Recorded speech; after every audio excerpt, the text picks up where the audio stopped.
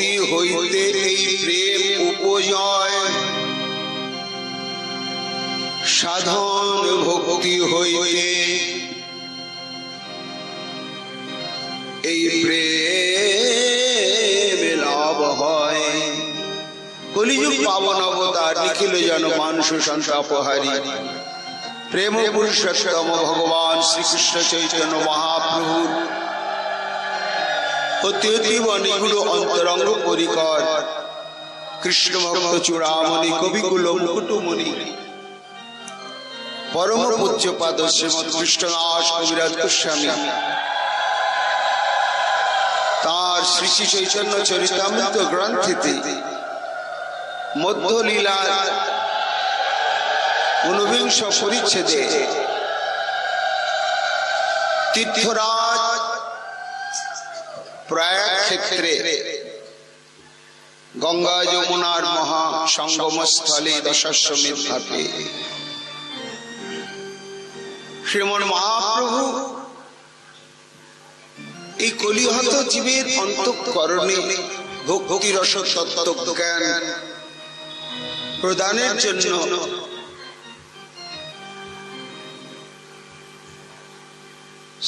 শ্রীমন রূপ গোস্বামী পাদের অন্তরে সেই তত্ত্ব প্রদান করছেন এবং শক্তি সঞ্চার করছেন। ভজন তো যা বুঝি সেই পথ অবলম্বন করে হবে না। মহাজন যেন গতস্য পন্থা পূর্বাপর করিয়া বিচার। তাই ভজনের ক্ষেত্রে গাতব্য বিষয় প্রচুর রয়েছে। ভক্তি কি কত প্রকার, ভক্তি কোন স্তরে পৌঁছালে ভগবানের কাছে আমাকে যেতে হয় না, ভগবান আমার দিকে ছুটে আসে। এই সমস্ত জ্ঞান আমাদের বিশেষ প্রয়োজন। না হলে শুদ্ধ ভক্তি অনুশীলনের পথে আমরা অগ্রসর হতেই পারব না। রূপ গোস্বামী পাদ বললেন, প্রভু তাহলে শুদ্ধ ভক্তি অশুদ্ধ ভক্তি বুঝলাম, গুণ মিশ্রা, জ্ঞান মিশ্রা, অন্নাভিলাষ মিশ্রা, কর্ম মিশ্রা, যোগ মিশ্রা, অন্য দেব নিষ্ঠা মিশ্রা ভক্তি হলে সেই ভক্তিতে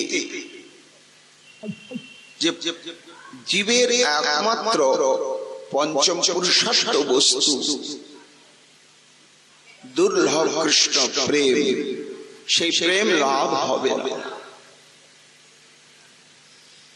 এবং শুদ্ধ ভক্তির স্বরূপ জানলাম, তার লক্ষণও জানলাম, আরো জানলাম প্রভু যে সেই শুদ্ধ প্রেম ভক্তি যদি কোন ভাগ্যবান ভাগ্যবতীর হৃদয়ে সমুদিত হয় তাহলে তার কি কি লক্ষণ প্রকাশ পায় সেটি আপনি কৃপা করে জানিয়ে দিলেন। এখন প্রশ্ন হচ্ছে যে আমরা তো মায়াবদ্ধ জীব এবং অনাদি বহির্মুখ, আমাদের সমস্ত প্রকার দুঃখের হেতুই হচ্ছে এই কৃষ্ণ বিস্মৃতি। কৃষ্ণ ভুলি সেই জীব অনাদি বহির্মুখ, অতএব মায়া তারে দেয় সংসার আদি দুঃখ। মায়া যেন ঈর্ষা প্রণোদিত হয়, ক্রোধ করে আরো বেশি করে দুঃখ দিচ্ছেন আমাদের। বলে মূর্খ, সুখের তত্ত্বটাই তুমি না জেনে, সুখ কাকে বলে তুমি না বুঝে না জেনে তুমি সুখ পাওয়ার জন্য ছুটে চলেছ। জগতে দুটো বস্তু, শ্রেয় আর প্রেয়। প্রেয়টা কখনো আমাদের আচরণীয় নয়, গ্রাহ্য নয়, শ্রেয়টা। তা প্রেয় কাকে বলে আর শ্রেয় কাকে বলে? না, প্রেয় আমার যেটা ভালো লাগে। শাস্ত্রের সেটা নিষেধও থাকতে পারে, মহাজনগণ সেটাকে বহু দূরেই বর্জন করতে পারেন, কিন্তু আমার ভালো লাগে। তো আমার যেটা ভালো লাগে, যে পোশাক পরতে ভালো লাগে, যেটা খেতে ভালো লাগে, যেরকম স্বাস্থ্যে ভালো লাগে, যেরকম মানুষের সঙ্গে মিশতে ভালো লাগে, যেখানে যেতে ভালো লাগে, করব না কি? এই ভালো লাগার দিকেই আমরা ছুটে চলেছি, কারো ধার ধারি না। আমার রোজগার করা টাকা দিয়ে আমি যা খুশি যেদিকে করব, তুমি বলবার কে? কিন্তু পরিণাম কি প্রথমে বোঝা যায় না। তারপরে যখন বিপদ আপদ দুরারোগ্য ব্যাধিতে আক্রান্ত হয়ে পড়ি, তখন বোঝা যায় যে আমি ভুল পথে চলেছি, আর বোধহয় ফিরতে পারবো না। অনুশোচনার আগুন দাউ দাউ করে জ্বলতে থাকে।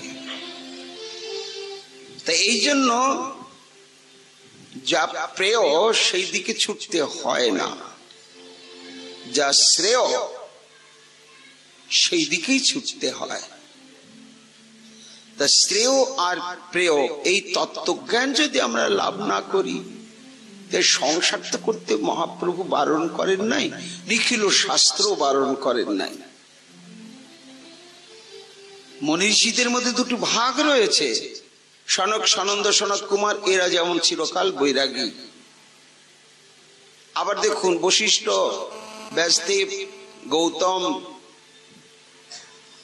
ভৃগু, যমদগ্নি, কি বিশাল বিশাল তত্ত্বজ্ঞ মুনি, সব গৃহস্থ, প্রত্যেকে গৃহস্থ। তারা সস্ত্রীক তপস্যা করতেন, বৈদিক যুগ থেকে এটা রয়েছে। কাজে সংসার ধর্মটাই যে ভয়ঙ্কর কিছু তা নয়। ভয়ঙ্কর হচ্ছে তত্ত্ব না জেনে সংসার করা, তত্ত্ব না জেনে বৈরাগী হওয়া। তত্ত্ব না জেনে বৈরাগী হয়ে গেলাম, সেটাও যেমন একটা ভয়ঙ্কর, সেটাও ওই প্রেমের দিকে যাওয়া। তেমনি তত্ত্ব না জেনেই সংসার করলাম, সেটাও। সে একটা দৃষ্টান্ত দিই না, সাহেবের কাঁঠাল খাওয়া। বিদেশি সাহেব কাঁঠাল দেখেনি, স্বাদ কেমন জানেই না। এখানে চাকরি করতে এসেছে ব্রিটিশ সরকারের, একটা বাঙালি চাকর, জ্যৈষ্ঠ মাস, চাকরের খেয়াল হয়েছে সাহেবকে কাঁঠাল খাওয়াতে হবে। কাঁঠাল কিনে নিয়ে এসে ভেঙে রোয়াগুলো প্লেটে সাজিয়ে দিয়েছে। সাহেব তো খেয়ে মুখে চাট লেগে গিয়েছে, ভুলতেই পারে না। দৈবক্রমে চাকরের বাপ মরেছে, হিন্দু চাকর, ছুটি নিয়ে চলে গিয়েছে বাড়িতে, 7 দিন পরে ফিরবে। সাহেব তো একা, কিন্তু কাঁঠাল খাবো কাঁঠাল খাবো কাঁঠাল খাবো। হাটে গিয়ে দেখেনি জিনিসটা কিরকম। ঘুরতে ঘুরতে আমরা দেখেছি ছোটবেলা আমাদের পাড়া গ্রামের সব হাট ভাগ ভাগ বসতো, পাট হাটি, হাড়ি পাতিলের হাটি, অমুক হাটি তমুক হাটি। সেই দিকে গেলে সেগুলোই পাওয়া যায়। তো আম হাটিতে শুধু আমেরই বাজার, কাঁঠাল হাটিতে 1000 রকম কাঁঠাল। তো কাঁঠাল হাটিতে ঢুকে দেখছি আরে পাকা পাকা গদগদি কাঁঠালের গন্ধে, তো এটাই তো। কিন্তু সেই রোয়া টোয়া তো নাই, কাটা কাটায় কি বিরাট একটা ভারী কুলির মাথায় দিয়ে কিনে নিয়ে চলে এসছি, ডাইনিং টেবিলের উপরে রেখেছি। রেখে টিপে দেখছে নরম নরম, খাবো কি করে, গন্ধটা তো লাগছে। তো ডাইনিং টেবিলটা চারিদিকে ঘুরতে ঘুরতে আর ধৈর্য মানছে না, কামড়াতে শুরু করেছে। গৌর হরি বল।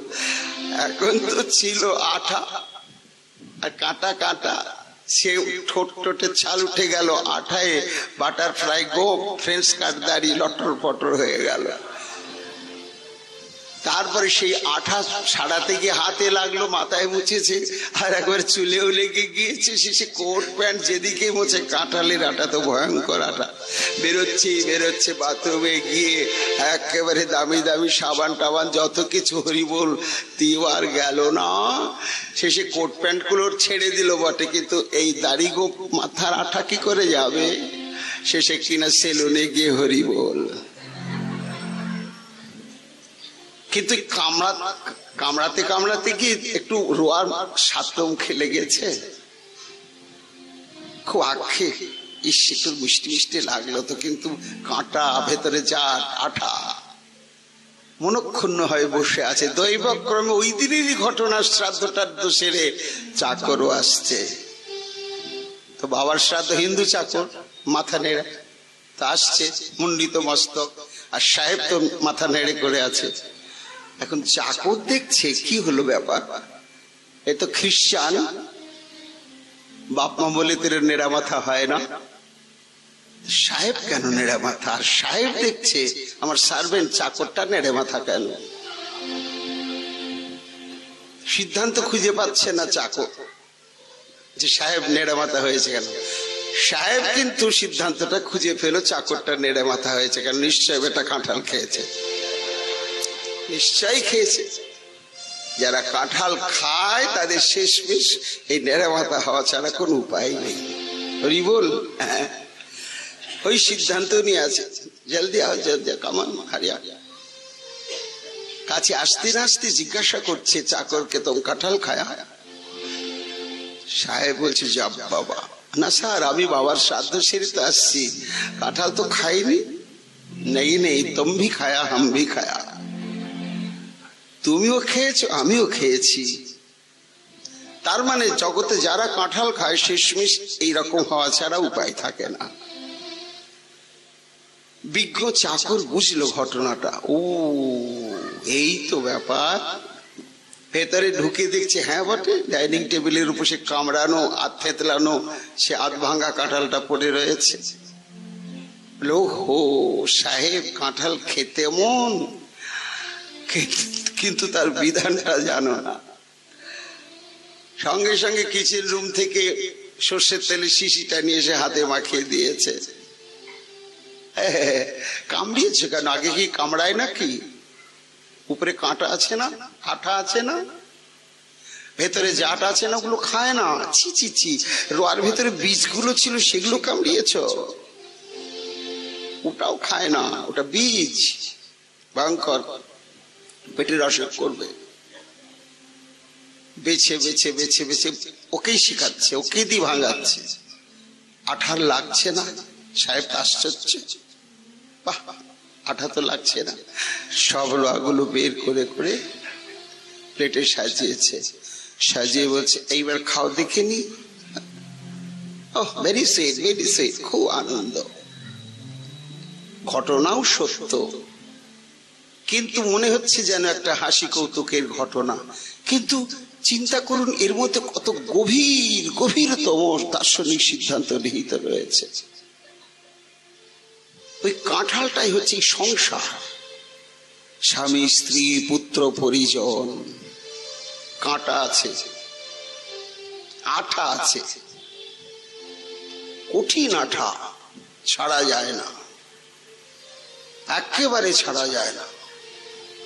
বিশ্বাসই করা যায় না যে আমি কারো নয় আর কেউ আমার নয়। কারো প্রতি আমার কর্তব্য নেই, আমার প্রতি কারো কর্তব্য নেই। কারো প্রতি আমার কর্তব্য সাধন করলেও প্রাপ্যত্রায় হয় না, না করলেও হয় না, পারি না। কেন? ভয়ঙ্কর আঠা। আমি আছি বলেই তো হচ্ছে। ইস, বৃদ্ধ পিতা মাতা, ওই নাবালক সন্তান, এদেরকে ছেড়ে, এদেরকে গতি না করে, এদের মধ্যে ভগবান রয়েছে, কোথায় যাব, কিসের ভজন করব? আসতে দেয় না। তাহলে যে সংসারই থেকে করতে হয়, তাহলে কি করতে হবে? বলে তেলটা মাখতে হবে, ভালো করে তেল মাখো। সেই তেল মাখাটা কি? তত্ত্বজ্ঞানের তেল। সংসারে থাকো, সংসারী হইও না। সেটাই হচ্ছে অনাসক্তি বললেন মহাপ্রভু রঘুনাথ দাস গোস্বামীকে। মর্কট বৈরাগ্য না করহ লোক দেখাইয়া, যথাযোগ্য বিষয় ভুঞ্জ অনাসক্ত হইয়া। হরি বল। যথাযোগ্য তুমি বিষয় ভুঞ্জ, কিন্তু অনাসক্ত হইয়া, আসক্তি শূন্য হয়ে, ওটাই তেল মাখা। আবার এই সংসারের মধ্যে আছে কাঁটা। কি কাঁটা জানেন তো? বিশ্বনাথ চক্রবর্তীপাদ বলেছেন, একা ছিলাম, একটা কাঁটা দেহের প্রতি মমত্ব বোধ। এই দেহটাই যদি একটু লটর পটর হলো, কাঁটা বিচ্ছে, মনের মধ্যে কষ্ট। বিয়ে করলাম, স্ত্রীর কাছে স্বামীটা আর একটা সম্বন্ধে এসে জুটলো, আর একটা কাঁটা। স্বামীর কাছে স্ত্রী, স্ত্রীর কাছে স্বামী, আর একটা কাঁটা। সন্তান সন্ততি হলো, আরো একটা কাঁটা। যত যত স্নেহের সম্বন্ধ বোধ, চক্রবর্তীপাদ বলছেন, ততই কাঁটা খচ খচ করে পিচ্ছে। কণ্টকি ফল বলা হয় কাঁঠালকে, সংসারটা হচ্ছে সেই কাঁঠাল। কিন্তু এর মধ্যে আবার মিষ্টি রোয়াও আছে। বীজ, বীজটা কি? গৌর হরি বল না। কৃষ্ণ সম্বন্ধ যুক্ত যত কর্ম, সমস্ত কর্মই হচ্ছে কর্মফল এবং বীজ। এই একটা অদ্ভুত ব্যাপার জগতে। বলুন তো, সব থেকে কোন ফল সব থেকে বড় এবং তার বিনা চাষেই তৈরি হয়, আর গোলাতে না আনলেও ও ফসলটা, ফলটা নিজে গোলায় চলে আসে? তারই নাম হচ্ছে কর্মফল। এত বড় ফল চাষ করতে হয় না, এমনি হচ্ছে, এমনি হচ্ছে, এর শেষ নাই। তাহলে কর্ম করব না বলে ওই একই কর্ম, একই কর্ম, একই রকম। যখন কৃষ্ণ সম্বন্ধী হয়ে গেল, বীজ শূন্য হয়ে গেল, আর কোন ফল সৃষ্টি করবে না। যখন আমার পরিশ্রম, আমার অর্থ উপার্জনের মূল উদ্দেশ্যই হচ্ছে গোবিন্দ সেবা, আর গোবিন্দের যারা আপন জন তাদের সেবা।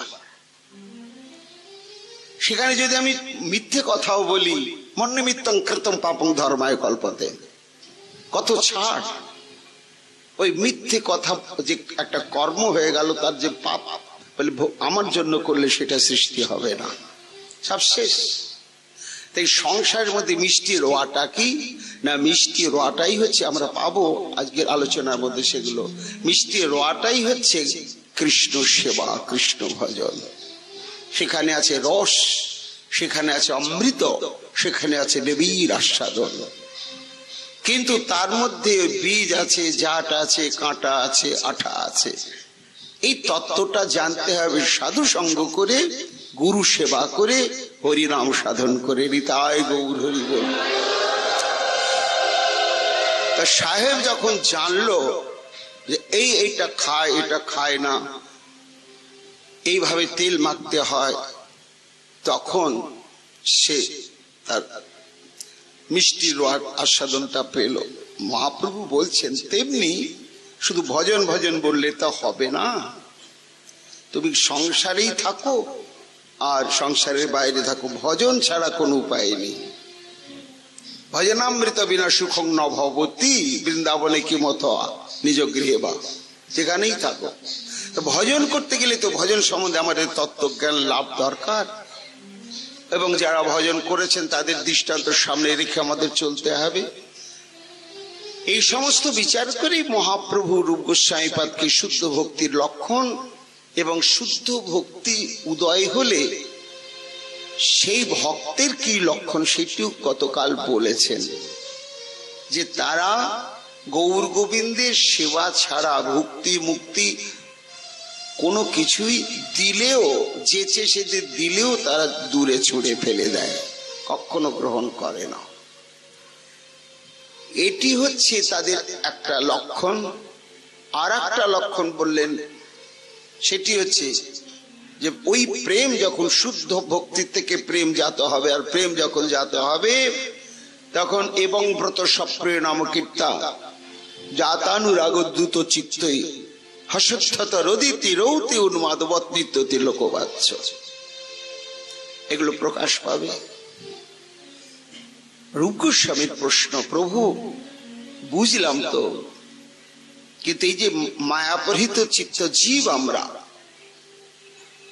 শ্রেয় পেয়র দোলাচলে ডুবে আছি, কিছুই জানি না, প্রেয়র দিকে ছুটে চলেছি, শ্রেয় কি জানি না। এইরকম অনাদি বহির্মুখ জীব আমরা দুঃখের সমুদ্রে কবে ডুবলাম? যেদিন গোবিন্দকে ভুলে গেলাম। ভুললাম কেন? বলে ওই যে মায়ার সংস্পর্শে যখন এসে গেলাম, বিক্ষেপ আবরণাত্মাকে মায়ার সঙ্গ প্রভাবেই ভুলে গেলাম। একটা দৃষ্টান্ত দিই না, যে বিস্তৃতিটা এলো কি করে সঙ্গ প্রভাবে? মায়া একটা আসন্ন প্রসবা বাঘিনী, সে প্রসব করবে, প্রসব বেদনা উঠেছে, পিপাসার্ত হয়ে জল পান করতে একটা গভীর খাতে নামতে গিয়ে পড়ে গেল, বাচ্চাটাও ভূমিষ্ঠ হলো, বাঘিনীটা মারা গেল, বাচ্চাটার মা নেই। দৈবক্রমে ওই দিকেই জল খেতে নেমেছিল এক পাল হরিণ, সে হরিণীর পালের মধ্যে একটা হরিণী তার বাচ্চা হয়েই মারা গেছে, তার বাচ্চা হয়ে মারা গিয়েছে। সেই হরিণীটা ওই প্রসব হয়েই বাঘিনী মারা গেছে, সদ্য ভূমিষ্ঠ হওয়া সেই ব্যাঘ্র শাবকটি চোখ ফোটেনি, কুই কুই কুই কুই করছে। হরিণীটির স্নেহ মমতা ওইখানে এসে দাঁড়িয়ে পড়ল, বসে পড়ল, চোখ ফোটেনি। বাচ্চাটা ভাবছে আমার মা, খুঁজছে। তো জন্মজনী কতগুলো সংস্কার আমাদের আছে, যেগুলো জন্মসূত্রেই আমরা শিখে এসেছি, কেউ শিখায় না। সেটি হচ্ছে যখনই বুঝেছি এটা নিশ্চয় আমার মা, তখন খুঁজছে স্তনবৃন্ত, বাঁচতে হবে তো। তো খুঁজে খুঁজে হরিণীর স্তনবৃন্তে মুখ ঠেকতেই স্তনদুগ্ধ পান করতে শুরু করলো। হরিণীটাও তাকে দুধ দিতে শুরু করলো। কেন? তার বাচ্চা নেই তো, স্তনে জমা দুধ তার কষ্ট হচ্ছিল। এত মমত্ববোধ এসে গেল, আস্তে আস্তে নিজের সন্তান বৎ পালন করতে লাগলো, সঙ্গে সঙ্গে নিয়ে ঘুরতে লাগলো, চোখ ফুটলো, বড় হলো। সে তো বাঘ, কিন্তু হরিণের সঙ্গ প্রভাবে স্মৃতিটা হারিয়ে ফেললো। স্বভাবগত যে সে ব্যাঘ্র, স্মৃতিটা হারিয়ে ফেলে তখন আস্তে আস্তে হরিণেরা যা খায় তাই খেতে শিখে গেল। ঘাস খায়, পাতা খায়, আর ওকে দেখে কেউ ভয়ও পায় না। ছোট থেকে মানুষ হয়েছে তো, বেশ পালের সঙ্গে ঘোরে, একেবারে নাদুস নুদুস চেহারা হয়ে গিয়েছে, দিব্যি ওদের সঙ্গে ঘোরে। জানি না যে আমি বাঘ, সে জানে আমি হরিণ। কৃষ্ণ হলি সেই জীব অনাদি বহির্মুখ। দেখো কিভাবে বহির্মুখতা চলে আসছে। এইবার হলো কি, দৈবক্রমে অন্য বন থেকে একটা বাঘ আহার ধরার জন্য খুঁজতে খুঁজতে দেখছে হরিণের পাল, গর্জন করে ঝাঁপিয়ে পড়েছে, আর হরিণগুলো ছুটছে ছুটছে। তো ছুটছে, সেই পালের মধ্যে সেই বাঘটাও আছে, সেও ছুটছে, ত্রাহি ত্রাহি করে ছুটছে একেবারে হরিণদের মধ্যে। এ বাঘটার তখন মনের ভাব অন্যরকম হয়ে গেল। হরিণ ধরার কথা ভাবা ছেড়ে দিয়ে ভাবছে এই বাঘটা কেন পালাচ্ছে, এই হরিণের দলের মধ্যে পালাচ্ছে, আর হরিণরা ওকে দেখে ভয় পাচ্ছে না। কি ব্যাপার?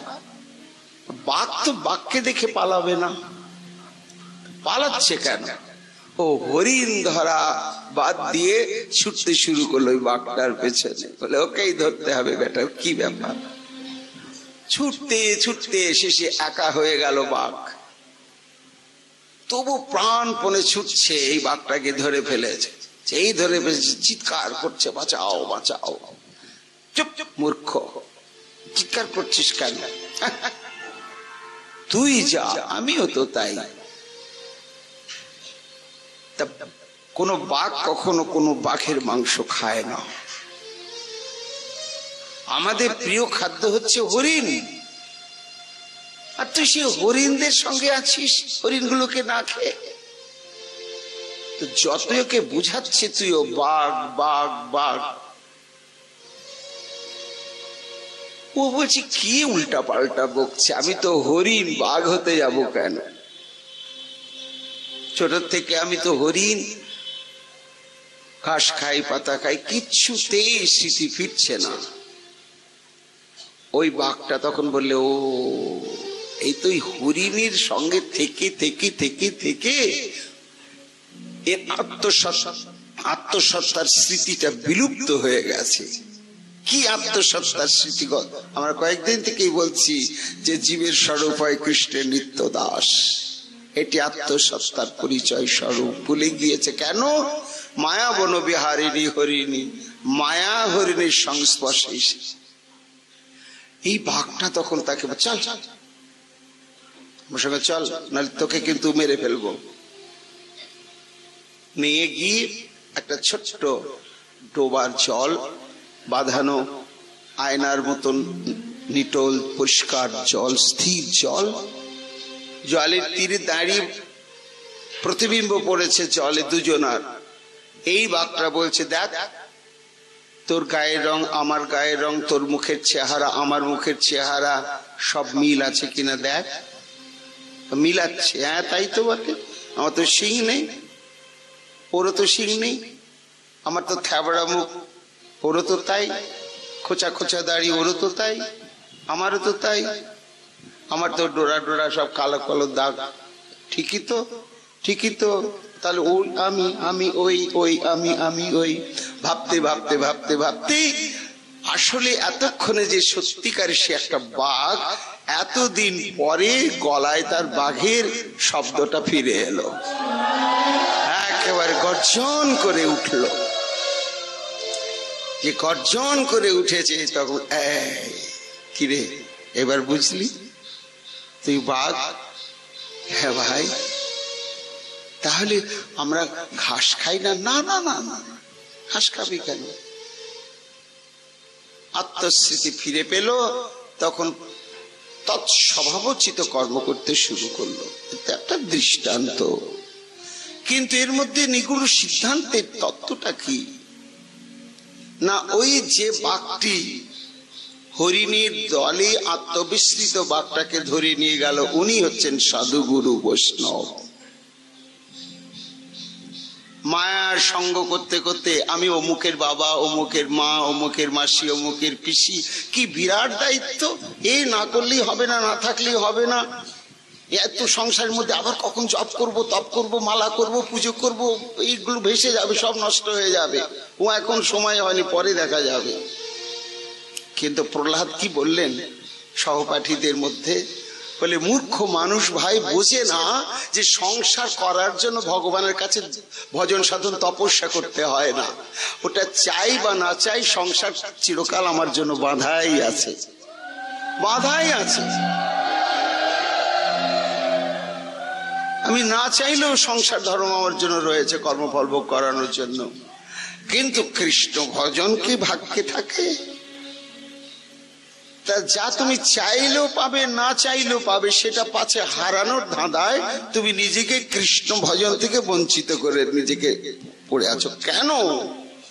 ওই যে হরিণীর সঙ্গ করতে করতে আমি বাবা, আমি মা, আমি সমস্ত কিছু, এই স্মৃতিতে আসলে যে আমি নিত্য কৃষ্ণের দাস ভুলে গিয়েছি।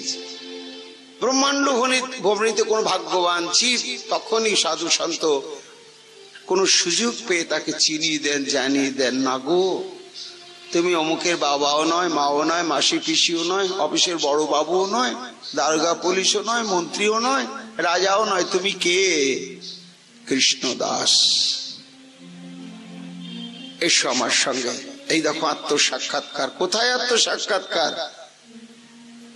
কোন পুকুরে, কোন সরোবরে? গৌর গোবিন্দ লীলা সরোবর। গৌর গোবিন্দের লীলা কথা শুনতে শুনতে শুনতে শুনতে শুনতে হারিয়ে যাওয়া বন্ধুত্বের স্মৃতি যেমন স্মৃতিচারণা করতে করতে জেগে ওঠে, তেমনি নিরন্তর গৌর গোবিন্দের কথা সাধুমুখে শুনতে শুনতে শেষে যে আমি কৃষ্ণদাস গৌর দাস, এই স্মৃতিটি জাগবেই জাগবে, জাগবেই। আর এই স্বরূপটি জাগিয়ে দেবেন একমাত্র গুরু বৈষ্ণব। এই জন্য রূপ গোস্বামীপাদ বললেন, প্রভু এই তো সংসারী জীব, তা এই সংসারী জীব তো দুম করে একদিন হঠাৎ শুদ্ধ প্রেম ভক্তি লাভ করবে না, তো তার কিভাবে সিঁড়ি ধরে ধরে উঠতে হবে, এর প্রকরণ কি, এর ক্রম কি? এইরকম কি কোনো ক্রম রয়েছে প্রভু? সেটা আমাদের জানা দরকার। মহাপ্রভুর খুব আনন্দ, সত্যি তো একটা বহির্মুখ জীব কি করে আস্তে আস্তে প্রথমে শ্রদ্ধা লাভ করবে, তারপরে সে শুদ্ধ প্রেম ভক্তির স্তরে যাবে, কতগুলো সিঁড়ি টপকে টপকে। এ তো বিচার রয়েছে। তখন মহাপ্রভু বললেন, শোনো, ওই তোমাকে বলেছি এই তো ব্রহ্মাণ্ড ভরি অনন্ত জীবগণ 84 লক্ষ জনই করে ভ্রমণ। এইভাবে ভ্রমণ করতে করতে কোনো ভাগ্যে কোনো জীবের শ্রদ্ধা যদি হয়, তবে সেই জীব সাধু সঙ্গ যে করায়। শোনো রূপ হঠাৎ করে আসে না, এই মনোবৃত্তিটা আসে একমাত্র সাধু সঙ্গ থেকেই। এই জন্য প্রথম কর্তব্যই হচ্ছে সাধু সঙ্গ। আবার সাধু সঙ্গের আগে আর একটি বস্তু আছে কি না, কোনো ভাগ্যে কোনো জীবের শ্রদ্ধা যদি হয়, তবে সেই জীব সাধু সঙ্গ যে করায়। তাহলে একটা শ্রদ্ধা, তারপরে সাধু সঙ্গ, তারপরে ভজন ক্রিয়া। আদৌ শ্রদ্ধা তত সাধু সঙ্গ অথ ভজন ক্রিয়া, তত অনর্থ নিবৃত্তি স্যাৎ, তত নিষ্ঠা রুচিস্তত, অথা শক্তিস্তত ভাবস্তত, প্রেমাভূতঞ্চতি সাধকানাময়ং প্রেমনা প্রাদুর্ভাবে ভবেৎ ক্রম। রূপ এই হচ্ছে ক্রম। প্রথমে হচ্ছে শ্রদ্ধা। এই শ্রদ্ধা কাকে বলা হয় না, শ্রদ্ধার অনুবাদ করলেন স্বয়ং কৃষ্ণদাস কবিরাজ গোস্বামী পাদ।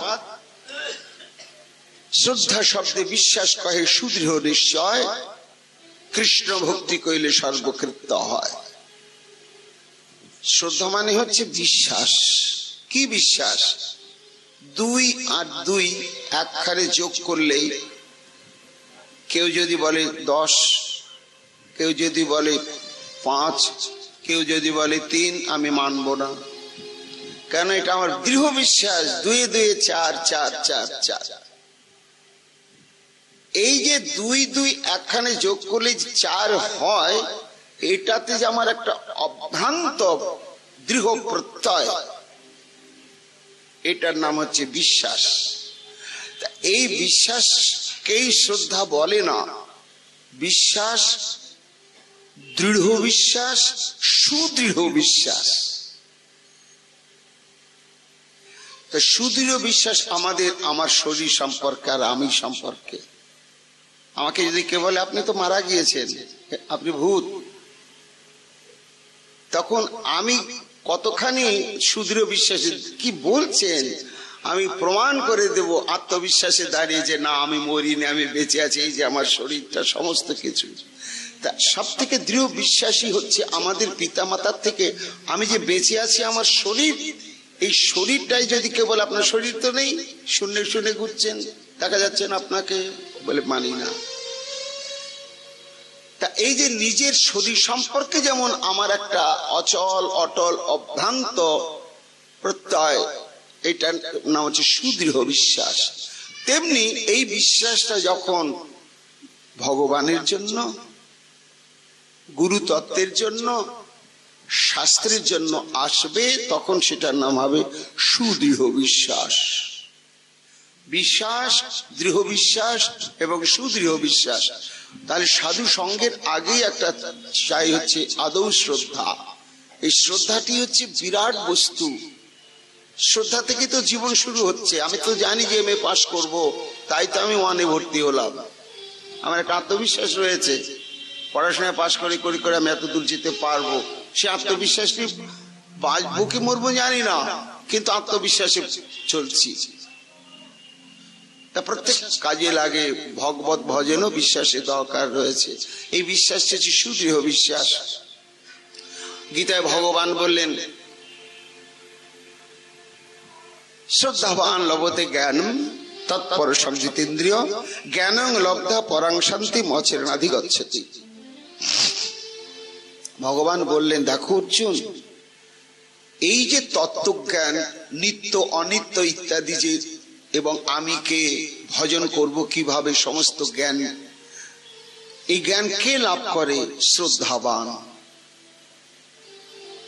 যার এতে বিশ্বাস এসেছে যে হরি বলে আছে একজন, তাকে বসতে হবে। আর বসতে গেলে সাধু গুরু আছেন, তাদের আনুগত্য নিতে হবে। তাদের আনুগত্য নিতে গেলে শাস্ত্র যা বলছেন সেটা মানতে হবে, ইত্যাদি বিষয়ে যে শ্রদ্ধা, এটা নামই বিশ্বাস। আর ওই বিশ্বাসের নামই শ্রদ্ধা। তা এইটা যখন আসে তখনই লভতে জ্ঞানম।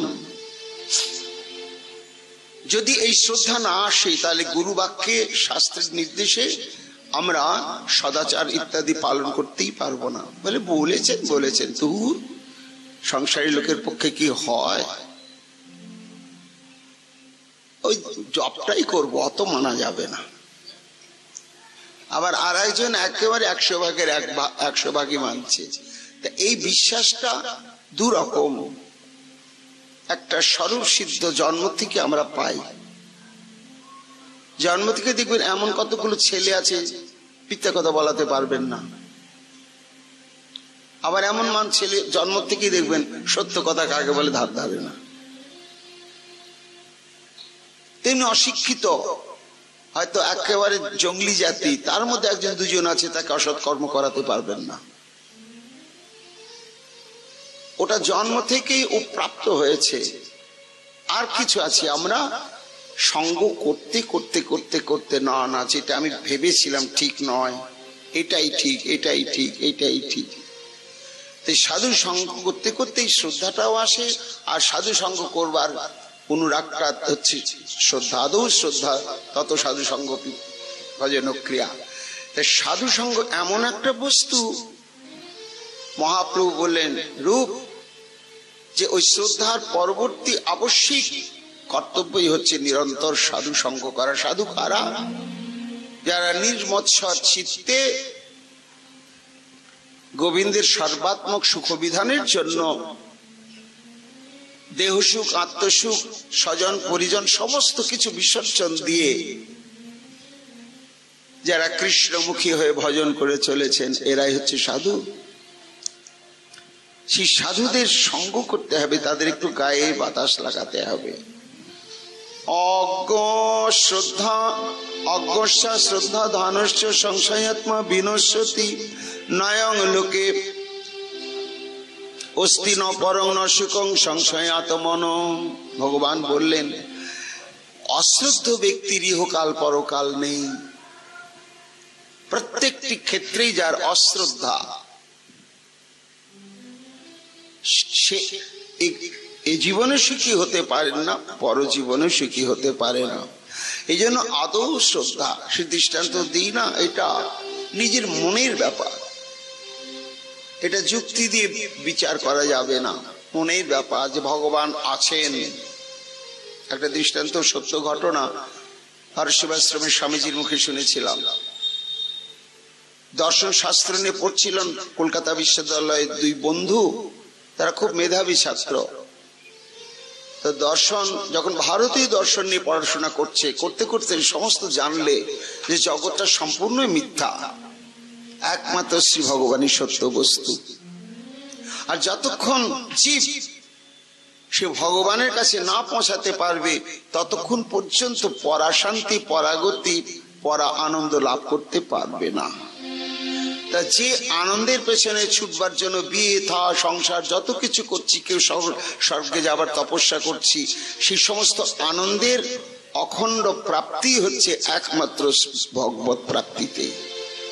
তখন এই তত্ত্বজ্ঞান দুই বন্ধু খুব অন্তরঙ্গ ছিল, জেনে গেল। তখন পাশ করার পরে বলছে দুধ চাই, আর কি প্রফেসারি করব, সবই তো বুঝলাম ভেলকিবাজি, চলো এবার সদ্গুরু পদাশ্রিত হয়ে বাকি জীবনটা আমরা সেই ভগবানের আরাধনা করি। যেমন তেমন সাধুর কাছে যাব না ভাই, এতদূর পড়াশোনা করেছে, অভিজাত বংশের ছেলে, ছোটখাটো সাধুর কাছে যাব না।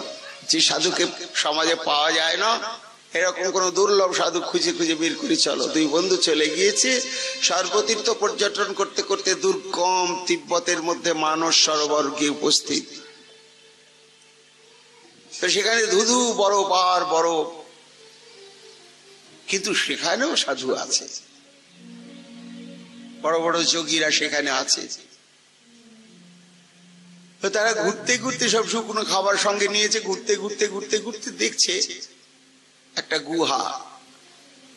গুহার মধ্যে প্রবেশ করে দেখছে এক সাধু সমাধিস্থ হয়ে আছে। এই দেখো, একেই গুরু করতে হবে ভাই, এ তো সমাজেও যায় না, লোকেও জানে না, সমস্ত থেকে নির্লিপ্ত মুক্ত হয়ে কোন দুর্গম স্থানে সে দেখো কেমন সমাধি হয়ে আছে। দুই বন্ধুই বসে আছে। সমাধি ভাঙার পরে তাদের মনের কথা নিবেদন করলে। সাধু ভালো করে দেখলে দুই বন্ধুকে, তোমরা নিশ্চিত এই পথে পারবে বাবা তোমরা? হ্যাঁ, আমরা জেনেছি তো সংসার অনিত্য, একমাত্র হরি ভজনে নিত্য। আচ্ছা 7 দিন থাকো, এই গীতা পড়ো। 7 দিন পরে গুরুদেব তখন দুটো পাখি নিয়ে এসে দুই বন্ধুর হাতে দিয়ে বলছে, এই দুটো পাখি দুজনে নিয়ে যাও, দুদিকে যাবে, একদিকে নয়, দুজন দুদিকে যাবে, আর এমন জায়গায় মেরে নিয়ে আসবে তুমি নিজে ছাড়া অন্য কেউ যেন না দেখে, কেউ না দেখে, নিজে দেখো কিন্তু অন্য কেউ যেন না দেখে। যাও। দুজন ভাবছে ভাই কি পরীক্ষায় পড়লাম,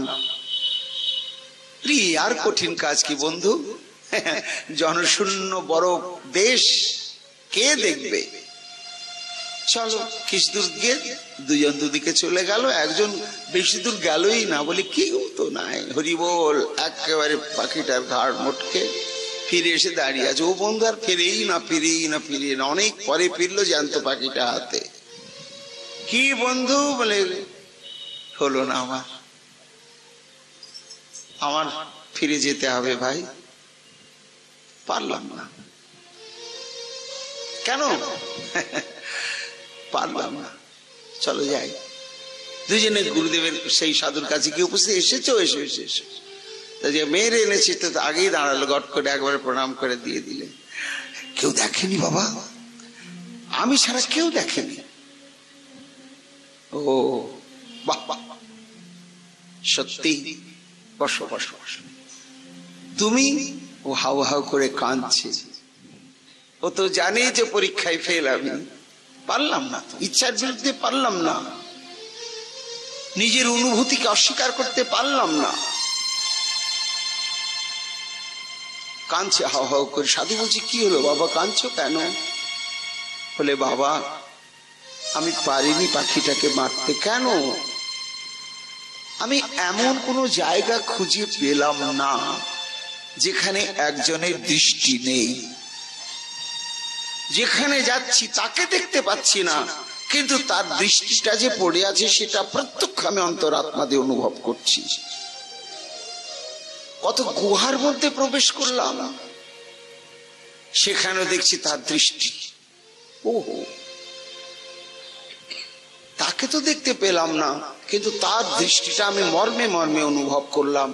তো সর্বত্রই যার দৃষ্টি নিপতিত, এমন তো কোনো জায়গায় খুঁজে পেলাম না সাধু বাবা যে যেখানে আমার দৃষ্টি ছাড়া আর কারো দৃষ্টি নেই, এমন জায়গায় পেলাম না, এই জন্য ওটা আমার হত্যা করা হলো না। হাও হাও করে কাঁদতে শুরু করলে। সাধু বাবা তখন বললে, কেঁদো না, আগামীকালই শুভ অক্ষয় তৃতীয়া তিথি তোমার দীক্ষা হবে, আর তুমি যাও দেশে ফিরে, গিয়ে সৎ কর্ম করো, সাধু সঙ্গ করো, সময় হয়নি তোমার এখনো। তত্ত্বটা কি? ভজনের মূল কথাই হচ্ছে ঈশ্বরের অস্তিত্ব সম্বন্ধে বিশ্বাস। গোবিন্দ আছেন, এই বিশ্বাসটা অন্তরাত্মাতে যদি সুদৃঢ় না হয় তাহলে সে ভজন করবে কি? তা তো ভজনই হবে না। তা ওই দৃষ্টিটা কার? না সর্বশক্তিমান সর্বচক্ষু শ্রী ভগবান, তার দৃষ্টি তো সর্বত্রই রয়েছে। আমি ঘুমিয়ে থাকি, সে তো সজাগ দৃষ্টিতে তাকিয়ে আছে, প্রত্যেকের দিকে তাকিয়ে আছে। কেমন তাকিয়ে আছে? ওই যে বললেন ব্রহ্মাকে, ধ্যান ও দর্শন স্পর্শই মীন কুর্ম বিহঙ্গমা পুষ্ণাতি পত্তানি তথা অহমপি পঙ্কজ। ব্রহ্মা, কোন জীব আমার কৃপা দৃষ্টি থেকে বঞ্চিত নয়। আমি তিন ভাবে, তিন প্রকার জীবের প্রতি এইভাবে কৃপা দৃষ্টি দিয়ে রয়েছি। কি রকম? না মীন, কুর্ম আর বিহঙ্গ। যারা সাধু সঙ্গ এবং পূর্ব জন্মার্জিত সৎকর্মের সংস্কার অনুসারে আমার অস্তিত্ব সম্বন্ধে নিশ্চিত হয়ে আমাকে আত্মসমর্পিত হয়ে যারা প্রাণ ঢেলে ভজন করে চলেছে, তাদের কাছে আমি বিহঙ্গমা, পাখি। পাখি ডিম পাড়ে, বাচ্চাটা তুলতুলে নরম, চোখও ফোটেনি, ঠোঁট দুটো নরম, উঠতেও পারে না। পাখি আগলে রাখে মা পাখি, আর নরম নরম খাবার নিয়ে সে পাখিটা ঠোঁটের মধ্যে, বাচ্চাটা ঠোঁটের মধ্যে দিয়ে দেয়। বাচ্চাটাকে কষ্ট করে তুলে খেতেও হয় না। ব্রহ্মা যারা আমাকে আত্মসমর্পণ করে আমার মুখাপেক্ষী হয়ে পড়ে সর্বস্ব ত্যাগ করে আছে, আমি কষ্ট করে তাদের মুখে তুলেও খেতে দিই না, আমি খাইয়ে দিই। আমি তাদের ছাড়া গতি না, আমি দৃষ্টি দিয়ে আছি তাদের প্রতি। আর যারা আমাকে বিশ্বাস করে, ভজে না, এরকম তো আমরা আছি অনেক। ভগবান আছেন মানি, বুঝি না, বুঝতে হবে কিন্তু বুঝি না, কি দরকার দেখবো পরে। এইরকম জীবের ক্ষেত্রে আমি কেমন জানো? মীনবৎ, মাছের মতো। বদ্ধ জলাশয় একরকম মাছ হয়, শোল, শাল, গজার, এই সমস্ত মাছ। তো তাদের যে ডিম ফুটে বাচ্চাগুলো হয় না, লক্ষ লক্ষ বাচ্চা, একবারে চকচকে সোনালী রঙের। তো বাচ্চাগুলো বেরিয়ে গুচ্ছ গুচ্ছ থাকে, এবার একটু বড় হলেই সাঁতার দিয়ে এই উপরে একটু উঠছে, আবার ঘুরছে, স্বাধীন তারা ঘরে।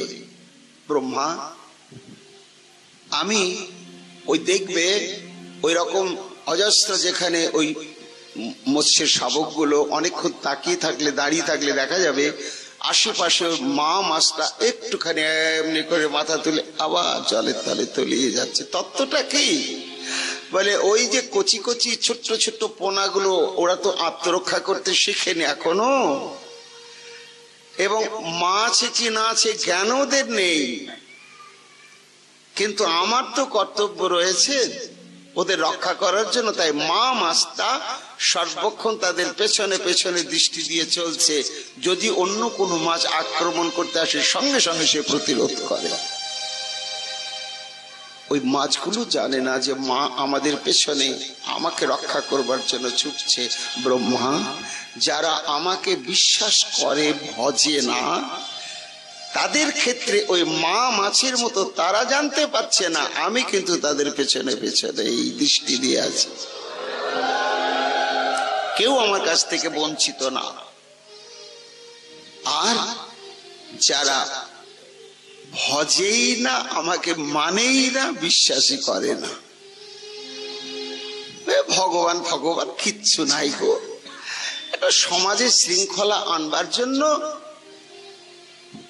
মানুষকে ভয় দেখানোর জন্য বিরাট বিরাট তত্ত্ব সিদ্ধান্ত ভগবানের কত কত কাল্পনিক গপ্প তৈরি করে সব ওই সব ধান্দাবাজেরা প্রচার করছে। আর মূর্খ মানুষ, ধর্মান্ধ মানুষ ওই মোহে পড়ে চলছে। কিচ্ছু নেই ধর্ম কর্ম, ভগবান টগবান কিচ্ছু নেই। প্রকৃতি, এই প্রকৃতির থেকেই সব সৃষ্টি হচ্ছে সবকিছু। এইরকম তো একদল আছে। আমরা ব্রহ্মা বলছে দেখো, ভগবান বলছেন ব্রহ্মাকে, দেখো ভজুক না ভজুক, মানুক না মানুক, বিশ্বাস করুক না করুক, আমি তো জানি ওরা আমার। তো যারা এইভাবে আমাকে মানে না, জানে না, ভজে না, ভজবেও না, তাদের কাছে আমি কেমন জানো দৃষ্টি দিয়ে আছি না? ধ্যান দর্শন স্পর্শই, বিহঙ্গমা স্পর্শই, মিন দর্শনই। আর যারা একেবারে নাস্তিক তাদের ক্ষেত্রে ধ্যানই কর্মবৎ। প্রাণী জগতে একটা অদ্ভুত নিয়ম রয়েছে। কচ্ছপ যখন বাচ্চা দেওয়ার সময় হয় তখন জলের মধ্যে কোনোদিন কচ্ছপ ডিম পাড়ে না, কোনোদিনই পাড়ে না। ও ডাঙায় চলে আসবে, ডাঙায় এসে বাঁশঝাড় যদি থাকে সেখানে, না হলে বালির চড়ার মধ্যেই খুঁড়ে খুঁড়ে ডিম পাড়লো, বালিতে ঢেকে দিল।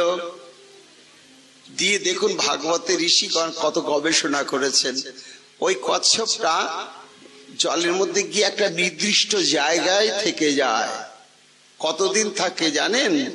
যতক্ষণ বালির মধ্যে পেড়ে রাখা ডিমগুলো পুষ্ট না হয়ে, বাচ্চা না বেরোয়, যতক্ষণ তার কাছে ফিরে না যাবে, ওই মা কচ্ছপটা ততদিন 2 মাস 3 মাস ওইখানেই থাকে, কোথাও যায় না। এবং দেখা গিয়েছে এই রকম যদি কোনো কচ্ছপকে কোনো ধীবর মেরে ফেলে তাহলে ওই বালির তলার ডিমগুলো পচে নষ্ট হয়ে যায়। সত্য ঘটনা। কি সূক্ষ্ম বিজ্ঞান দেখুন। কেন মরে যায়, কি তত্ত্ব, কি করে বলে, ওই যে কোথায় বালির তলায় ডিম আমি আপনি দেখতে পাচ্ছি না, আর জলের তলায় মা কচ্ছপটা কে দেখছে। কিন্তু কত বড় কাজ চলছে। ভগবান বলছেন ব্রহ্মা ধ্যানই, ধ্যান একটা চরম ভাইব্রেশন, তার প্রভাব রয়েছে। তো সেই জলের মধ্যে কচ্ছপটা ধ্যান দিয়ে আছে ওই পেড়ে রাখা ডিমগুলোর দিকে, সব সময় ভাবছে, তাদেরকে সব সময় অনুক্ষণ ভাবছে। তো ওই যে ভাবনার ভাইব্রেশন ওয়েভ, সেটা এসে ওই বালির ভেতরে ঢুকে ওই ডিমগুলোর উপর একটা বাতাবরণ সৃষ্টি করছে। আর সেই তরঙ্গের স্পর্শ পাচ্ছে বলে ধীরে ধীরে ডিমগুলো পুষ্ট হতে থাকছে। তারপরে এক সময় ম্যাচিওর্ড হয়ে গেল, তখনও সে ধ্যান দিয়ে আছে। তারপরে তারা একেবারে অবয়ব বিশিষ্ট হয়ে গেল, অঙ্গ প্রত্যঙ্গ সব ভেতরে হয়ে গেল। নড়াচড়া করতে গিয়ে খোলসটা গেল ভেঙে, গুড়গুড় করে সব বেরিয়ে পড়লো, একেবারে চলে গেল মা কচ্ছপটার কাছে জলের মধ্যে। ততদিন ওই মা কচ্ছপটা ধ্যান দিয়েছিল ব্রহ্মা, যারা আমাকে বুঝবে না, বিশ্বাস করে না, করবে না, মানবে না, তারা না মানুক, আমি কচ্ছপের মতো ধ্যান দিয়ে রয়েছি। কি ধ্যান? কৃপা শক্তি সঞ্চার ধ্যান। তুমি তো বুঝবে না, আমি তোমাকে বুঝে যাচ্ছি, আমি তোমাকেই বুঝে যাচ্ছি। কচ্ছপটা যেমন অধীর অপেক্ষায় থাকে আমার সন্তান গুলো কবে খোলসটা ভেঙে আমাকে চিনতে পেরে আমার কাছে ফিরে আসবে। আহার নিদ্রা ভয় মৈথুন খোলসের মধ্যে আবৃত আমাকে ভুলে থাকা জীব সাধু সঙ্গ প্রভাবে কবে বলবে গোবিন্দ আমি তোমার, তুমি আমার, আর কেউ নয় বলে আমার কাছে ফিরে আসবে। এই জন্য প্রত্যেকটা জীবের প্রতি আমি ধ্যান দৃষ্টি দিয়ে যাচ্ছে। তা কারো কাছ থেকেই তো কেউ তো তার কাছ থেকে বঞ্চিত না। তা এই তত্ত্বটি কারো আসে, কারো আসে না। তো তাই ওইখানে সে মারতে পারেনি, কেননা ভগবানের অস্তিত্ব না দেখলেও সেই সম্যক উপলব্ধি করতে পারছিল। আর নামই শ্রদ্ধা। তা সেই শ্রদ্ধার থেকে আসে সাধু সঙ্গ। শ্রদ্ধা যদি কারো আসে তখন সে সাধু সঙ্গ। সাধু সঙ্গ জন্মমূল, কৃষ্ণ ভক্তি জন্মমূল হয় সাধু সঙ্গ। কৃষ্ণ প্রেম জন্মিতে হোক পুনঃ মুখ্য এক অঙ্গ। বলছেন শ্রী সম্প্রদায়ের একজন আচার্য, একস্মিন কেদারে জলপূর্ণে স্থিতে সমীপ কেদার যথা আর্দ্র ভবতি তথা এতদ রহিতাম অপি এতেষাং সম্বন্ধেন ম্লানি নিবৃত্তি জায়তে। এই সাধু সঙ্গের ক্রিয়াটা কেমন দেখুন। চাইতে হবে না, দিতে হবে না, গা টিপতে হবে না, পা টিপতে হবে না, কিচ্ছু না। সাধুরা যেখানে থাকে একটু যান চলে আসেন, যান চলে আসেন, কিচ্ছুই করবেন না। তাতে আমার কিছু লাভ হবে? হবেই হবে। দৃষ্টান্ত দিলেন কি না, একস্মিন কেদারে জলপূর্ণে স্থিতে সমীপবর্তী কেদার যথা আর্দ্র ভবতি। একটা জমিতে ধান লাগাবে, আল বেঁধে জল দিয়েছে। পাশের জমিওয়ালা ধান লাগাবে না, আলো বাঁধেনি, জলও দেয়নি, কিন্তু সেই জমিটা কাদা কাদা হয় কিনা? হবেই তো। এই জমিওয়ালা রাগারাগি করে, মশাই আমার জমিটাকে কাদা কাদা করে দিলেন, আমি জল দিলাম না, তাহলে আপনি আপনার জমিতে জল দিতে আমার জমিটাও জল দিয়ে ফেলে কাদা করে দিলেন। সে কি বলবে? আপনার তো ভালো কথা বোধ নেই। আরে জমিটা তো একই ভাই, মাঝখানে আমি আলটা দিয়েছি, কাজে আমার জমিতে জল দিলেও যেহেতু সংলগ্ন তো ওটা রসে গিয়ে কাদা কাদা হয়ে গিয়েছে, জল না দিলেই। বলছেন শ্রী সম্প্রদায়ের আচার্য, তদ্ভৎ যেমন সংলগ্ন হয়ে থাকার জন্য শুষ্ক জমিটাও রসে গেল, তা এই শুষ্ক জমির মতন ত্রিতাপ তাপিত জীবের চিত্তবৃত্তি কত শুষ্ক বলুন। 60-70 বছর মালা জপ করতে করতে মালা এতটুকুন ছোট ছোট হয়ে গেছে, একদিনও চোখ দিয়ে জল বেরোয়নি। কত শুকনো বুকটা, কত শুকনো, বোঝা যায়। আচ্ছা এক্ষুনি কেউ মরুক, হাউ হাউ করে কাঁদবো, তখন কত বয়া গঙ্গা বইতে শুরু করবে। তা প্রত্যেকটা আমরা সংসারী জীব, আমাদের হৃদয়টা ওই রকম মরুভূমির মতো শুকিয়ে গেছে। আর সাধু হৃদয়টা হচ্ছে ভক্তি রসে টুসটুসি। তারা দেখবেন নাম করছে, চোখের জলে ভাসছে।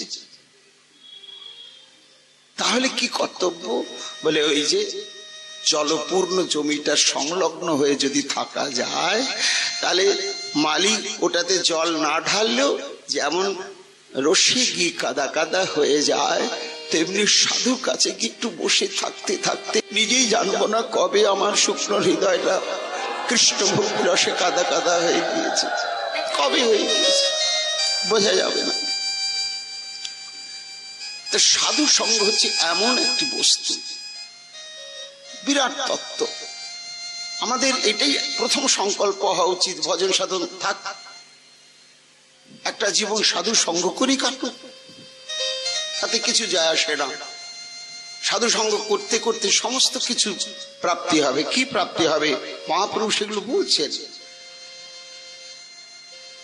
যখনই মানুষের মুক্তির সম্ভাবনা আসে, তখনই তার জীবনে সাধু সঙ্গ ঘটে।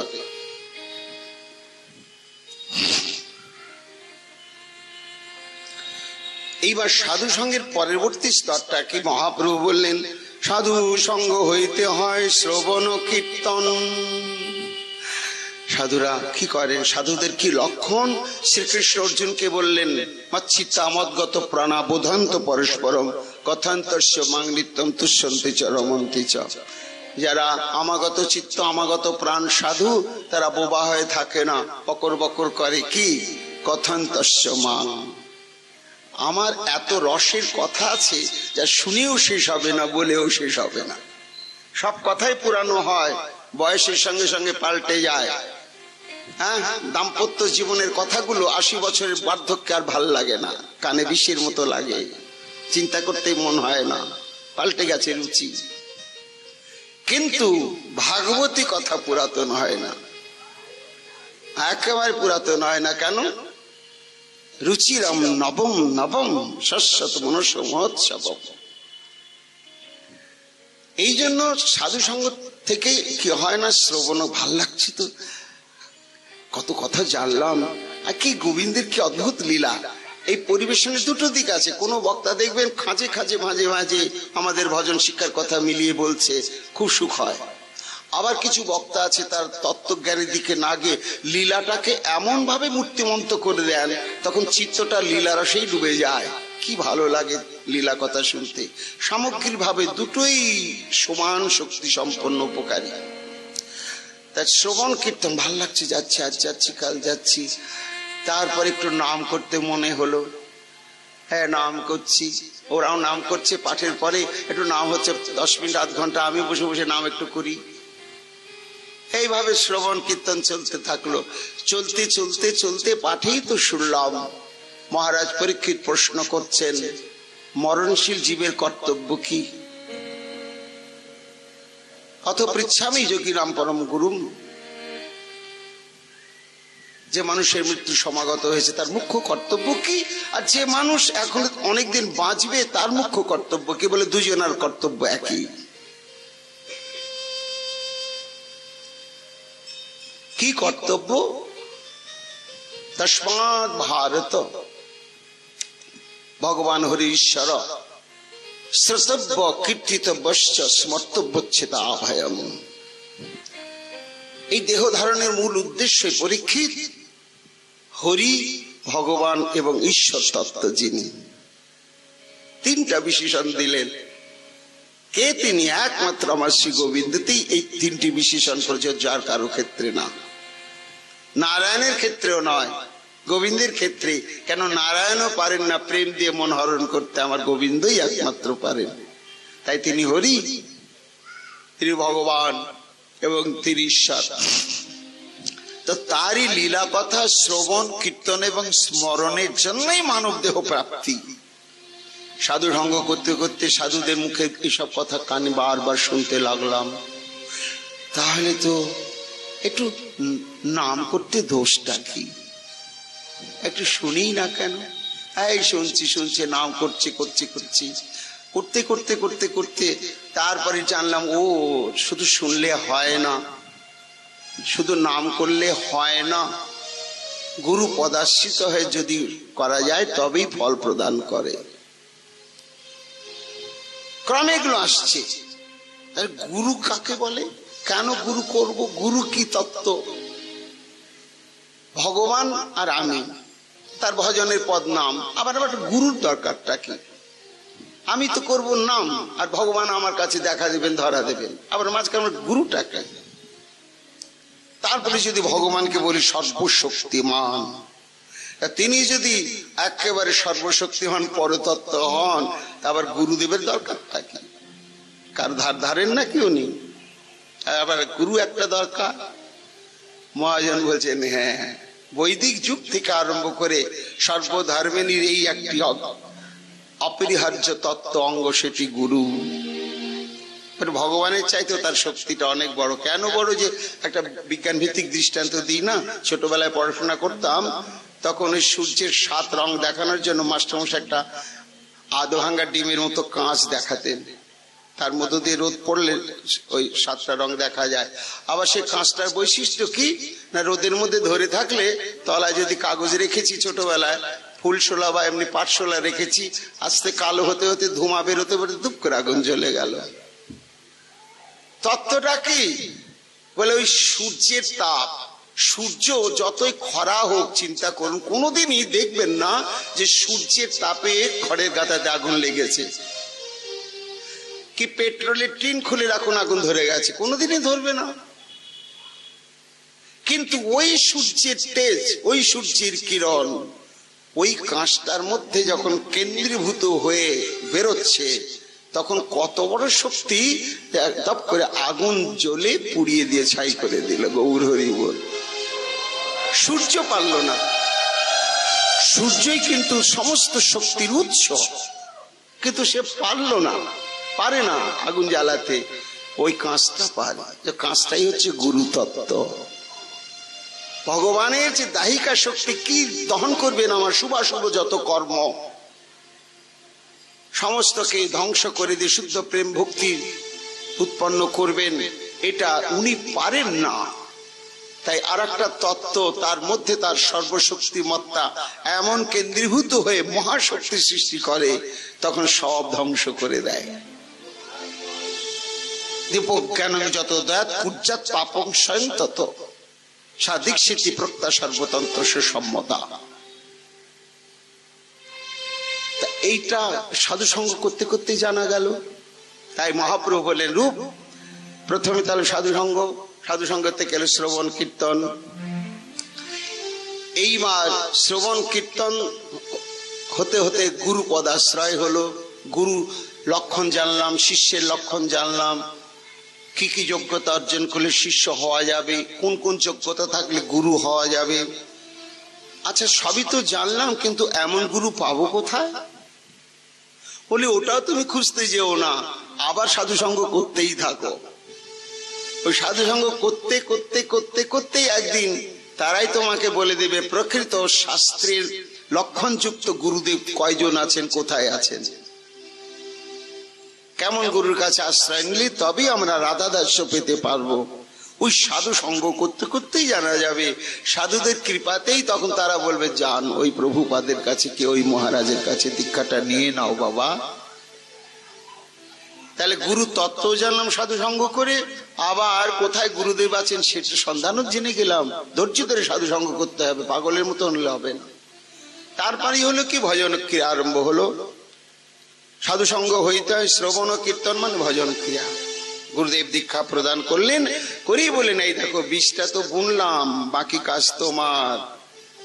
জল ছেঁচা, বেড়া দেয়া, আগাছা পরগাছা হলে ছেটে ফেলা, এগুলো দায়িত্ব কিন্তু তোমার। কি জল সিঞ্চন করবো? বলে শ্রবণ কীর্তন জল। সাধন ভক্তি হয় সাধমান অর্থ নিবর্তন। এইবার ভজন ক্রিয়া শুরু হলো।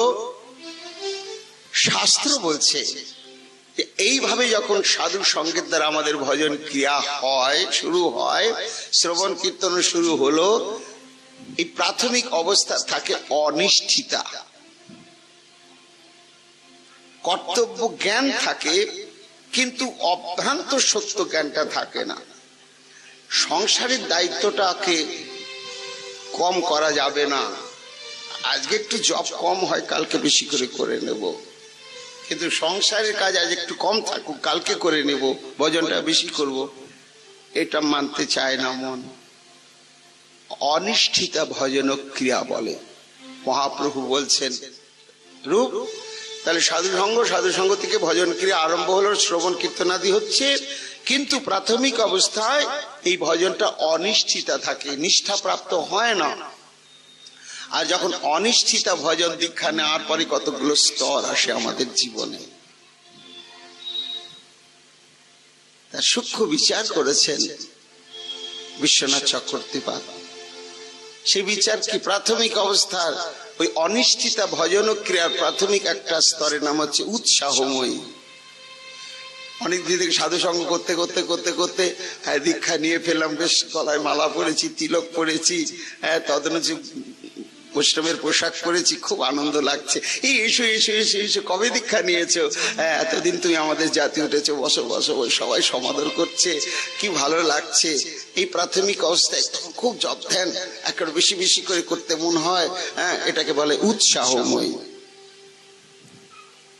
উৎসাহময়ী এই একটা স্তর।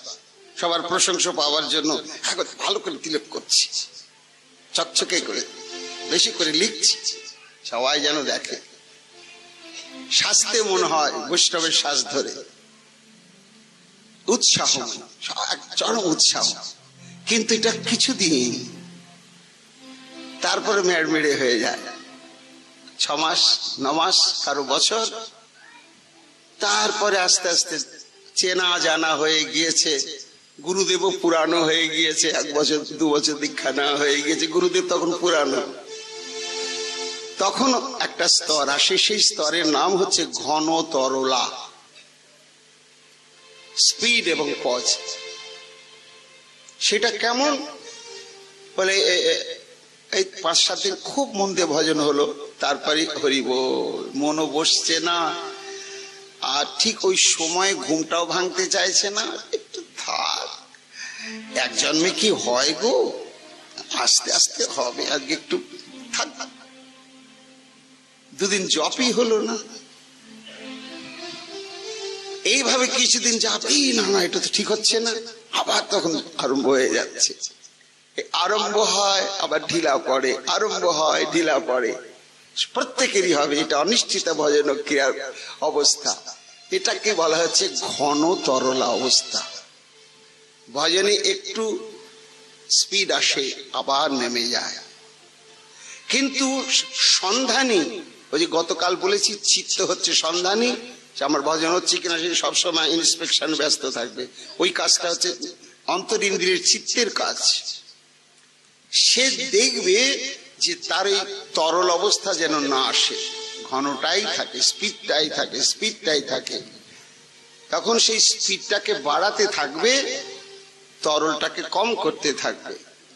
15 দিন মন বসেনি, কমাতে কমাতে 10 দিন বসলো না, ঠিক আছে, আরো কমাতে হবে, 8 দিন বসলো না, শেষে 1 দিন বসলো না, 1 বেলা বসলো না, আস্তে আস্তে আর মন না বসাই হবে না। এই ঘন তরল একটা অবস্থা, মহাপ্রভু বলছেন রূপ যারা অনিষ্ঠিত প্রাথমিক সাধক তাদের এই অবস্থা হয়। তারপরে আরো একটা অদ্ভুত অবস্থা আসছে, তার নাম হচ্ছে বুড় বিকল্পা। কি, ভেতরে একটা চরম সংঘাত শুরু হয়ে যায়।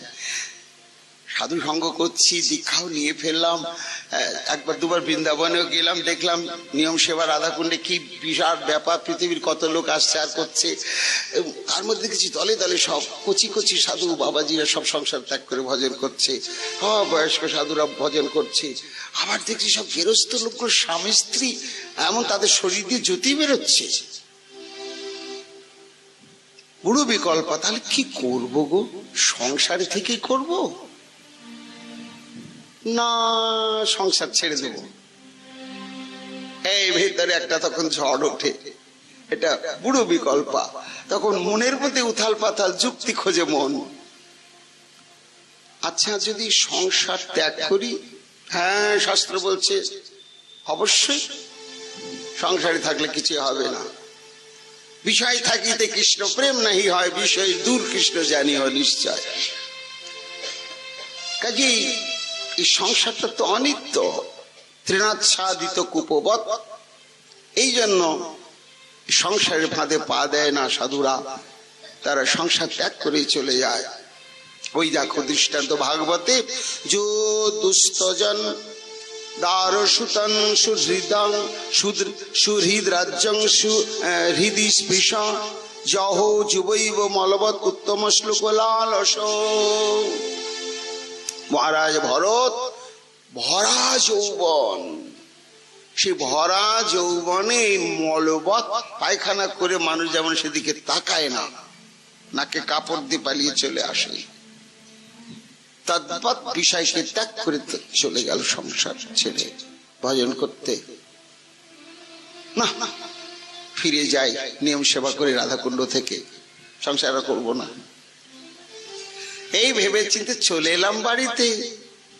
এসে দেখছি না না, বাবা মা ছেলে মেয়ে এরা তো আমাকে ভজন সাধনে বাধা দিচ্ছে না। আহারে, আমাকে যখন ভজন সাধনে বাধা দিচ্ছে না, কি রকম আমি অবিবেক এদেরকে ছেড়ে ছুড়ে আমি চলে যাব? এটা কি আমার ঠিক হবে? না না না, এই দেখো শাস্ত্র বলছে, শাস্ত্রিক ধর্মমাচারে সংসারী থেকেই তো সব হয়। বুড়ো বিকল্পা, মনের মধ্যে এইরকম কত রকম উথাল পাথাল চিন্তার আসা। ওই যে ব্রহ্মাজি বললেন তত্ত্বানুকম্পাং শিশমিষ মানং ভুঞ্জানম এবাত্মকৃত বিপাকম, বলছেন যে সমস্ত জীব পচা সংসারে থেকে কর্মফল ভোগ করতে করতে সমস্ত সহ্য করেও যারা প্রাণ ঢেলে তোমার নাম সংকীর্তন করে চলেছে গোবিন্দ, তুমি যদি কৃপা নাও করো উত্তরাধিকার সূত্রে তোমার কৃপা ওরা পাবেই পাবেই পাবে। কেন না, বাবা যদি ছেলেকে সম্পত্তি না দিয়ে যায়, তা যদি তেজ্য পুত্র না হয় আর মৃত পুত্র না হয়, তা বাবা না দিলেও ছেলে ওই সম্পত্তির মালিক হবেই হবে, তাই না? মরে গিয়েছে, বেঁচে নাই, তখন সেই জমি বেদখল হবেই। তা মরা পুত্রকে ভগবানের না হরে কৃষ্ণ মহামন্ত্র মুখ ভরি না লইনু জীবন মৃত গোবিন্দ দাস। বৈষ্ণব কবি গোবিন্দ দাস বলছে এই কলিযুগে জন্মগ্রহণ করেছে, জীবনে একদিনও হরে কৃষ্ণ মহামন্ত্র বলল না, তারাই মরা ছেলে, তারা কোনোদিন ভগবানের প্রেম সম্পত্তির উত্তরাধিকারী হতে পারবে না। আর তেজ্য পুত্র কারা? যারা বৈষ্ণব অপরাধী, নাম অপরাধী। তা কোর্টে গিয়ে ছেলেকে তেজ্য পুত্র করে দিয়েছে একবারে দলিল করে, হরি বল, এটা যদি ডকুমেন্ট থাকে কোনোদিনই ওই বাবার জমি পাবে না, সরকার তাকে দেবে না, তুমি তেজ্য পুত্র, তোমার ওটা অধিকার নেই। তো এইরকম মৃত পুত্র তেজ্য পুত্র যেমন হয় না, কিন্তু যে বেঁচে থাকে পিতার আনুগত্য নিয়ে, পিতা না দিয়ে গেলে উত্তরাধিকার সূত্রে পায়। ব্রহ্মাজি বলছেন যারা সংসারের মধ্যে থেকেও কর্মফল ভোগ করতে করতে চোখের জল মুছতে মুছতে হা গোবিন্দ বলে তোমার ভজন সাধন নাম কীর্তন করছে, তুমি যদি কৃপা না করো উত্তরাধিকার সূত্রে তারা পাবেই পাবেই পাবে। বুড়ো বিকল্পা, মনের মধ্যে এই সব উথাল পাতাল হয়, তাহলে তো না, সংসার থেকেই করি। মানে দুদিকেই যুক্তি আসে, এইভাবে তার চিত্তবৃত্তিটাকে একটা সংঘাতময় করে দেয়। ওই যে শাস্ত্র বলছে ভাই সংসারে দোষ নেই, দোষটা হচ্ছে কৃষ্ণ বিস্মৃতি। ভগবানকে বলছেন ব্রহ্মাজি, প্রভু তাবৎ রাগাদয় স্তেনাস তাবৎ কারাগৃহং গৃহম তাবৎ মোহ অঙ্ঘ্রি নিগড় যাবৎ কৃষ্ণ ন তে জনা। যতক্ষণ আমরা কৃষ্ণ জন অর্থাৎ গুরুদেবের খাতায় নাম লিখিয়ে কৃষ্ণের দাস এই সার্টিফিকেট না পাবো, ততক্ষণই পর্যন্ত আমাদের সংসারটা হচ্ছে অসার, সংসারটা হচ্ছে কারাগার, সংসারটা হচ্ছে মরুভূমি, সংসারটা হচ্ছে বিষের সমুদ্র। কিন্তু যারা সংসারের মধ্যে থেকেও সদ্গুরু পদাশ্রিত হয়, অর্চন বন্দন শ্রবণ কীর্তন সাধু সঙ্গ সমস্ত কিছু করেই চলেছে, তাদের সংসারটা আর কারাগৃহ নয়, তখন সেটা তোমার প্রেম সাধনার পীঠস্থান, সেটা ভজন আশ্রম। বুড়ো বিকল্পা, তাহলে সংসার ত্যাগের দিকেও সে যুক্তি পায়, আবার সংসার থাকার পেছনে যুক্তি পায়, কি করব না করব ভাবতে থাকে। মহাপ্রভু বলছেন এরপরে একটা অবস্থা আসে, যাক সংসার ত্যাগ করব, কিন্তু সংসার তো ত্যাগ করব, মন থেকে তো সংসার যাবে না। কাম ক্রোধ লোভ মোহ মাৎসর্য মমত্ব বোধ, আমাদের অনেক তো সাধুকেই দেখি বৃন্দাবনে বাস করছে, ওই পঙ্গতে গিয়ে গিয়ে টাকা পয়সা কাপড় চোপড় যত পাচ্ছে, 2-3 বছর পর এক বিরাট বিরাট বস্তা বানিয়ে আবার ছেলে মেয়ে দেখ সাধু এলে কত পাওয়া যায়, দেখেছি তাদের জন্য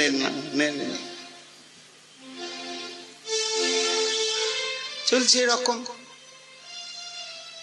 তাতে লাভ কি? তার কিন্তু সংসার ত্যাগ হয়নি, একেবারেই হয়নি। ওটা ভয়ঙ্কর অপরাধ, ভগবানের কাছে অপরাধ, ধামের কাছে অপরাধ, ব্রজবাসীর কাছে অপরাধ, ভয়ঙ্কর অপরাধ। কে বিচার করবে? এখন তো কেউ কারো কথা শোনে না, মানবেও না। তা মন এসব খুঁজে যে ওই রকম ভণ্ড সংসারী হওয়ার চাইতে সচ্ছার সংসারী হয়ে হরি ভজন করা ভালো। বৈরাগী সেজে যদি আমি এইভাবে ব্রজবাসী অর্থ নিয়ে এসে আবার এই সংসারের মধ্যে ঢুকিয়ে দিই, এই ভণ্ডামির চাইতে সংসারে ভালো। এই বুড়ো বিকল্পা এই সমস্ত মনের মধ্যে উত্থাল পাতাল হয়, তখন এসে না না সংসারই থাকি। এটা ডিটারমিন হওয়ার পরে তখন একটা স্তর আরম্ভ হয়, তার নাম হচ্ছে বিষয় সঙ্গরা। বিষয় সঙ্গরার সংজ্ঞাটা কি না, বুঝে যে জানে বিষয়ের মধ্যে সংসারের মধ্যে হয় না, শেষ নিষ্কিঞ্চন হতেই হবেই হবে। কিন্তু জোর করে তো হওয়া যাবে না। এই জন্য শাস্ত্র বলেছেন, যতক্ষণ পর্যন্ত তোমার কৃষ্ণ ভজন অনুভূতি প্রকৃষ্ট রূপে না আসে, ততক্ষণ তুমি সংসার ত্যাগ করিও না। চোরাবালির মতো আবার সংসার বাসনা তোমাকে আক্রমণ করবেই করবে। কাজে সংসারী থেকেই তুমি আস্তে আস্তে আস্তে আস্তে আগে একটা ইট হও, শুকাও, পুড়ে যাও। পোড়া ইট হয়ে যখন থাকবে, তখন একটা পোড়া ইট লাখ বছর জলের মধ্যে ডুবিয়ে থাকলে আর গলে যাবে না। কাঁচা ইটটা গলে যায়, তাই না? কাঁচা ইটটা জলের মধ্যে দিয়ে দিন, আস্তে আস্তে গলে টেলে হারিয়ে বল, কিন্তু পোড়া ইটটা হয় না। তা ভজন করো, সাধু সঙ্গ করো, নিরন্তর সাধু সঙ্গের বেড়া দাও, বৈরাগ্যের বেড়া দাও, অনেকক্ষণ করতে করতে পেকে যাবে। যখন পেকে যাবে তখন তোমার সংসার ছাড়লে কি না ছাড়লে কি, কাজেই থাকি।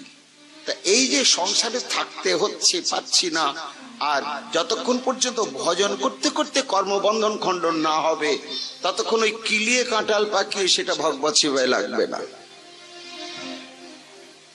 লাগবে নাকি? পাকাম খেতে মন হচ্ছে, ফাল্গুন মাসে কারবাইড ঢেলে দিয়ে তাকে পাকি খেলাম, ভাল লাগবে? অপেক্ষা করতে হবে, কালের অপেক্ষা, পরিচর্যার অপেক্ষা। মুকুল হবে মাঘ মাসে, পাকবে গিয়ে জ্যৈষ্ঠ মাসে। তাহলে মাঘ, ফাল্গুন, চৈত্র, বৈশাখ, জ্যৈষ্ঠ এই কয়েকটা মাসের জন্য আমাকে ধৈর্য ধরতে হবে। মুকুলটা ঝরে না যায়, ছোট আমগুলো নষ্ট না হয়, পরিচর্যা সাবধান হতে হবে। তা প্রাকৃতিক ভাবে যখন পেকে যাবে তখন কি হবে বলুন তো? দেখুন বৈরাগ্যের কি অদ্ভুত বিচার। এগুলো আসে বিচার করতে করতে। একটা কাঁচা আম বোটা থেকে ছিটতে গেলে কত টানাটানি করতে হয়, আর সেই একই আম যখন পেকে টুসটুসে হয়, টুক করে বোটা থেকে এমনি খুলে পড়ে গেল। তো যতক্ষণ পর্যন্ত ভজনের পরিপক্কতা অবস্থা না আসবে বাবা, তো ওই কাঁচা আমটাকে বোটা ছিঁড়ে বারবার বেরিয়ে যান, আবার চলে আসতে হবে, আবার চলে আসতে হবে। কিন্তু ভজন করতে করতে করতে করতে পেকে টুসটুস হয়ে গেলে তখন ওই সংসার বন্ধনের আসক্তির বোটাটা কুট করেই কেটে যাবে। হরি বল, ভুলেই যাবে যে আমার সংসার ছিল, কি ছিল না ছিল, এটা তার মনেই থাকবে না। সে তখন গোবিন্দের সংসারের পরিবারের জন হয়ে গিয়েছে। তো এই জন্য তখন সে বিষয় ভোগ করে ধিক্কার দিতে দিতে, দুঃখের সঙ্গে।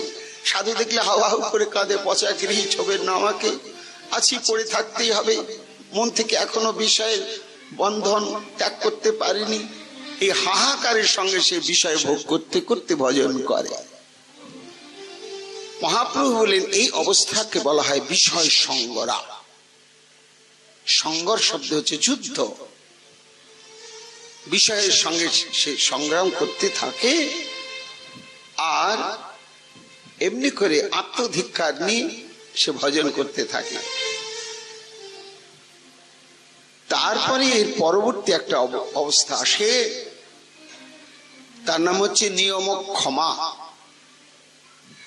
নিয়ম অক্ষমা, নিয়ম ক্ষমা। শেষে তখন করে কিনা, না হচ্ছে না তো, এভাবে তো হবে না, এই সংসার তো আমাকে ছাড়বে না, আবার সংসার থেকে ছেড়েও তো গেলে হবে না, কারণ আমার মনের মধ্যে আসক্তি রয়েছে, তাহলে একটা নিয়ম করব। মনে মনে একটা নিয়ম করে নিলাম, এই করব, আজকে সারাদিন কাগজে লিখছি নিন্দা করব না, কারো নিন্দা করব না, করব না, করব না, কাগজটা পকেটে রেখেছি, দেখছি, দেখতে দেখতে 2 ঘন্টা দেখেছি, তারপর হরি বল। রাত্রে শোয়ার সময় মনে হলে ছি ছি ছি, বিকাল বেলায় তো কতজনা নিন্দা করে ফেললাম। প্রতিজ্ঞা করলাম, নিয়ম করলাম, পারলাম না। এই নিয়ম করতেই থাকে আর ভেঙে যেতেই থাকে। 3 লক্ষ নাম করবো করবো করবোই, ছাড়বই না। এক একটা করে নিয়ম সাজায়, 2 দিন পরের পরে ভেঙে যায়, হাহাকারে বুকটা ভরে যায়, আবার করতে শুরু করে। এই অবস্থা একটা স্তর আসে কিনা দেখুন। কত বাস্তব গবেষণা করেছেন বৈষ্ণবগণ, কি অদ্ভুত। এটাকে বলা হয় নিয়ম ক্ষমা। এই অনিষ্ঠিতা ভজন ক্রিয়ার স্তরেতে এই সমস্ত চলতে থাকে। তারপরে সে যদি ওই সাধু সঙ্গকে আঁকড়ে ধরে থাকে, নামকে আঁকড়ে ধরে থাকে, আর গুরু সেবা আঁকড়ে ধরে থাকে, তখন সেই স্তর থেকে আস্তে আস্তে সে উঠে যায়। তারপরে আর একটি অবস্থা হচ্ছে তরঙ্গ রঙ্গিনী।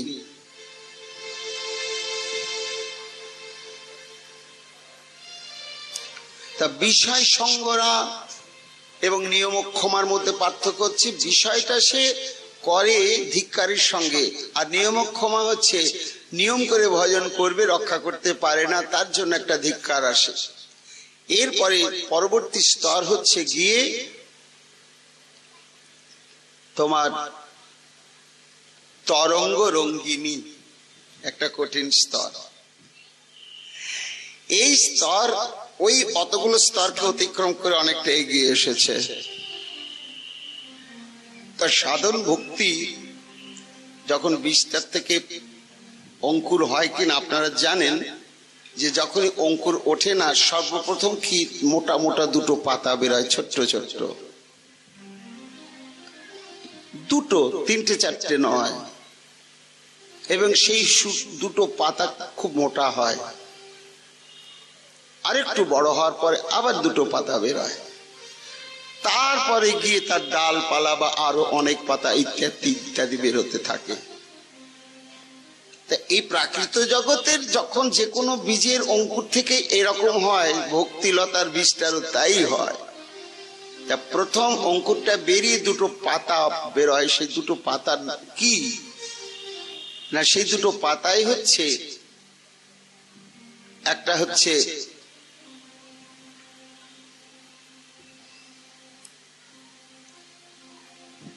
শুভদা, আর একটা হচ্ছে মনে হচ্ছে না। তার মানে কি, ভজন সাধন করতে গেলে একদিক থেকে কর্মফলের নাশ হয়, আর একদিক থেকে সুমঙ্গল সমাগত হতে থাকে। এই 2টি সম্ভাবনার 2টি পত্র উদ্গত হয়, তার প্রভাব পড়ে নিজের উপরে, এবং তার একটা ক্রিয়া হয়। সেই ক্রিয়াতে কি হয়, অনেকে দীক্ষা নেওয়ার পরে দেখবেন তার জীবনে একটা শ্রী ফিরে এসেছে, তার পরিবারে, তার চলাফেরা, তার নিষ্ঠায়, তার ব্যবহারে আস্তে আস্তে মানুষ তার দিকে আকৃষ্ট হয়েছে, তাকে শ্রদ্ধা করছে, সম্মান করছে। শুধু তাই নয়, মনে করছে একে যদি আমি 10টা টাকা দিই আমার জীবন ধন্য হবে, উনি এমন ভাবে ভগবত সেবায় লাগাবেন। এইভাবে ভজনের একটু ক্রমোন্নতি ঘটলে নানা প্রকার এই ধরনের মর্যাদার উপঢৌকন আসতে থাকে। যখন মর্যাদার উপঢৌকন আসতে থাকে, লাভ, পূজা, প্রতিষ্ঠাদি, এটাকে বলা হয় তরঙ্গ রঙ্গিনী। সাধক ভজন করতে করতে তখন সে মনে ভাবে, আমার ভজনটা ঠিক হচ্ছে, না হলে এত লোক প্রণাম করছে কেন, বাপ্পারে বাপ্পা। যাওয়ার সঙ্গে সঙ্গে দেখো সব সরিয়ে দিয়ে আমাকে আসনটা দিয়ে দিল, কেননা আমি ভজন করছি। তা এই ভজনের ফলে গুলো এই আনন্দে তার মনটা ভুর ভুর করতে থাকে। এটাকে বলা হয় তরঙ্গ রঙ্গিনী। এগুলো নিষ্ঠিত ভজন ক্রিয়াতে আসে না, অনিষ্ঠিত ক্রিয়াতেই ভজন থাকে। মহাপ্রভু বললেন এই যে সাধন ভক্তি হইতে শুদ্ধ ভক্তি এবং প্রেম উৎপন্ন হয়, তো সাধন ভক্তির ক্রম স্তরগুলো এইরকম রূপ। প্রথমে শ্রদ্ধা, তারপরে সাধু সঙ্গ, তারপরে গুরু পদাশ্রয়, তারপরে ভজন ক্রিয়া। ভজন ক্রিয়ার অনিশ্চিত ভজন স্তরে এইরকম উৎসাহময়ী, ঘন তরলা, বুড়ো বিকল্পা, তারপরে বিষয় সঙ্গরা, নিয়মক্ষমা এবং তরঙ্গ রঙ্গিনী।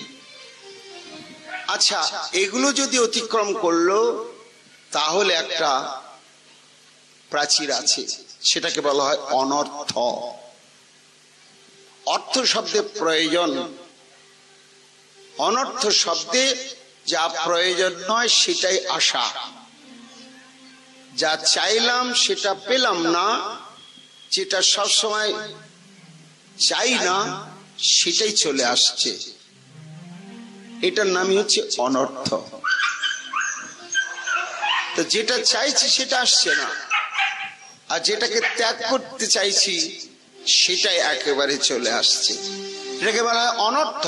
এই অনর্থ হচ্ছে চতুর্বিধা, যা গন্তব্যস্থলে পৌঁছাতে গিয়ে আগন্তুক হিসাবে আমাদের প্রতিকূলতা সৃষ্টি করে,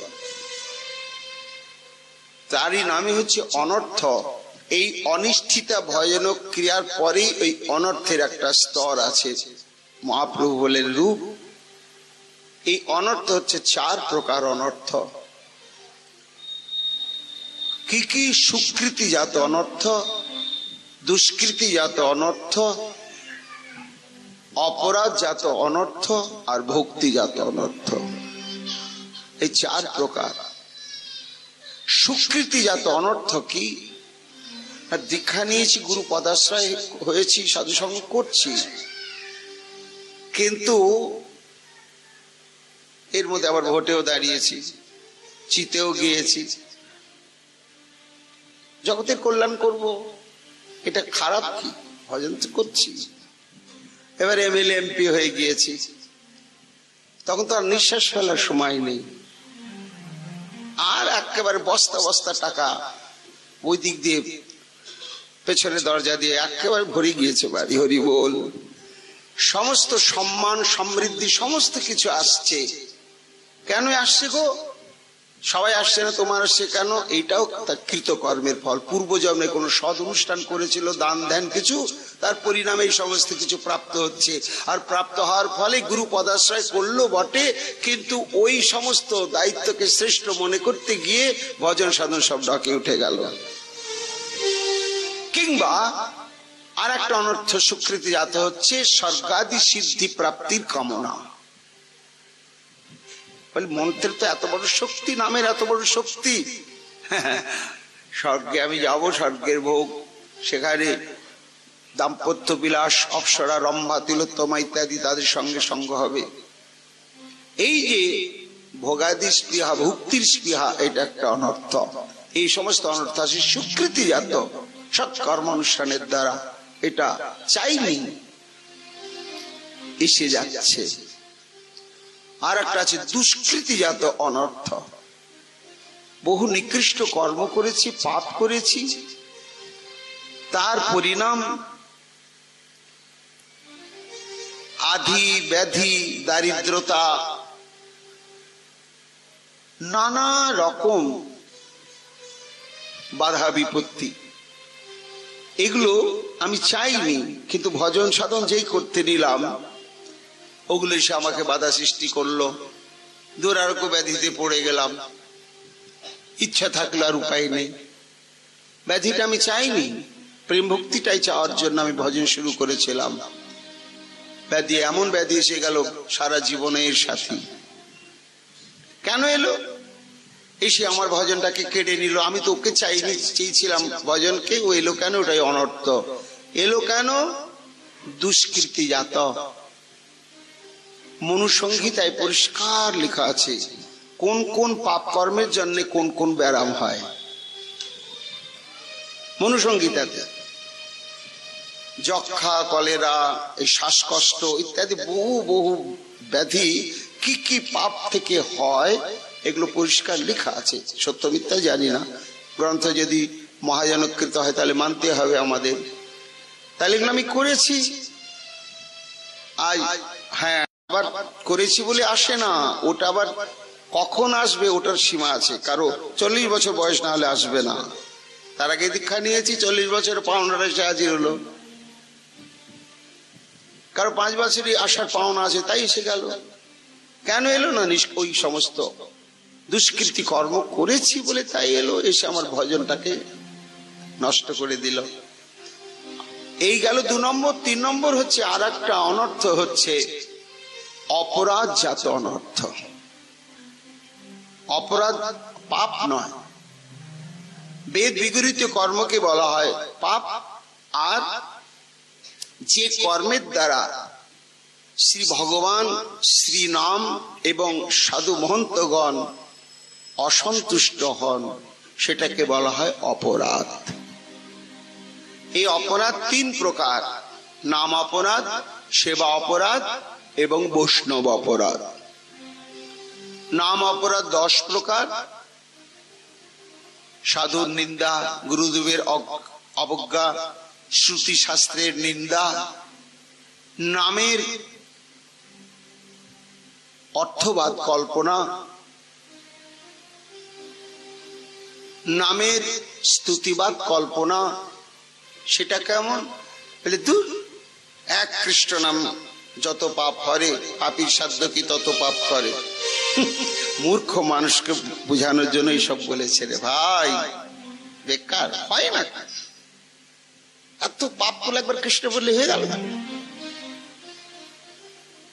কখনো নয়, যতক্ষণ পর্যন্ত সৎ প্রায়শ্চিত্ত না করবে হবে না।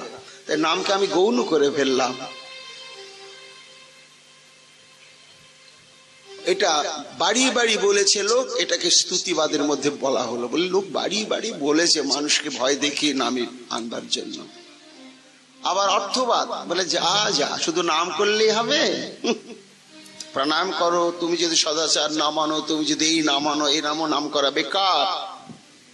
অর্থাৎ নামের ফল নেই, আনুষঙ্গিক কর্ম যদি তার সঙ্গে যুক্ত না হয় নাম ফল প্রদান করতে পারে না। অর্থান্তর কল্পনা করা এগুলো অপরাধ। বলে নাম স্বয়ং স্বতন্ত্র, শাস্ত্রে একেবারে লক্ষ লক্ষ প্রমাণ আছে, কিছুরই দরকার হয় না।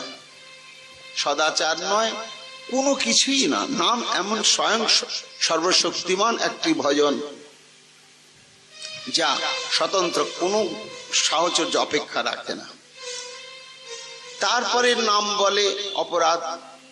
যদি একবার কৃষ্ণ বলে পাপ হরণ হয়, পাপীর সাধ্য নয়, তাহলে কৃষ্ণ বলবো, পাপও করবো। আজকে পাপ করে ফেললাম, শোয়ার আগে খালি কৃষ্ণ কৃষ্ণ বললাম, হয়ে গেল। আবার কাল সারাদিন পাপ করবো, আবার কৃষ্ণ কৃষ্ণ বলবো। এই যে নামের বলে পাপ চিন্তন, পাপকরণ, এটা নামের কাছে অপরাধ। বলে তোমার পাপ কৃষ্ণের নাম উচ্চারণের সঙ্গে চলে গেল,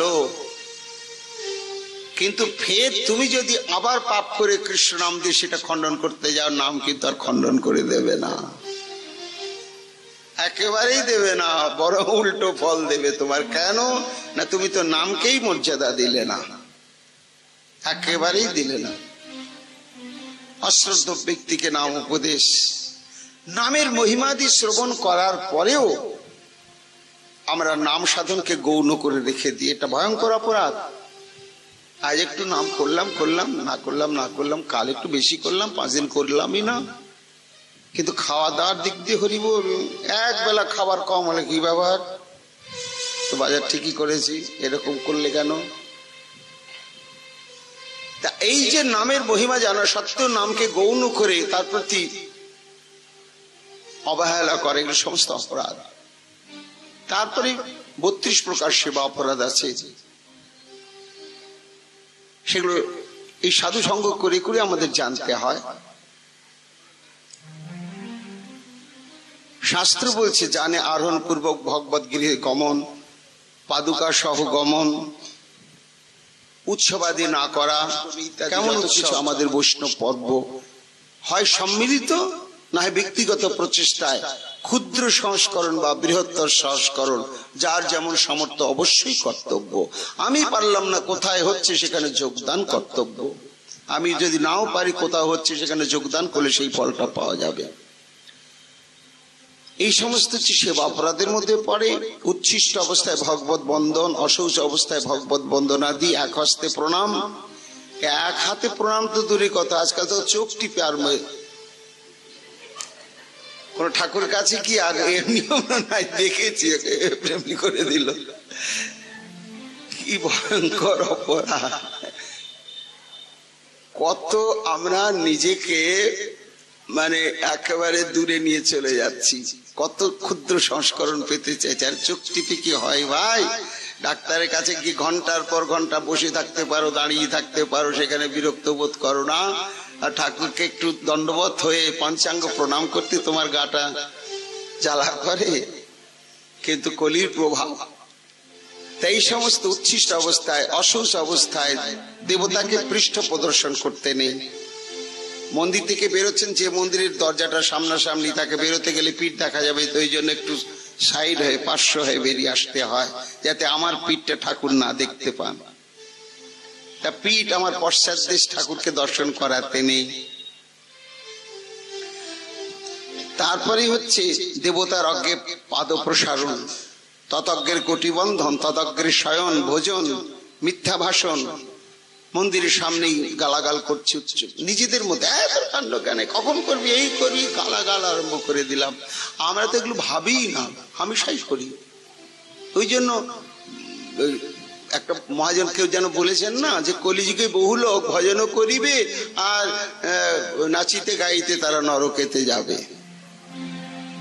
এই সেই করছি, কিন্তু এই সমস্ত অপরাধ বিচার বোধকে দূরে রেখে করছি, বিগ্রহ সেবা করছি, কিন্তু তার সামনে একজনকে গালাগাল করছি, রেগে জোরে কথা বলছি।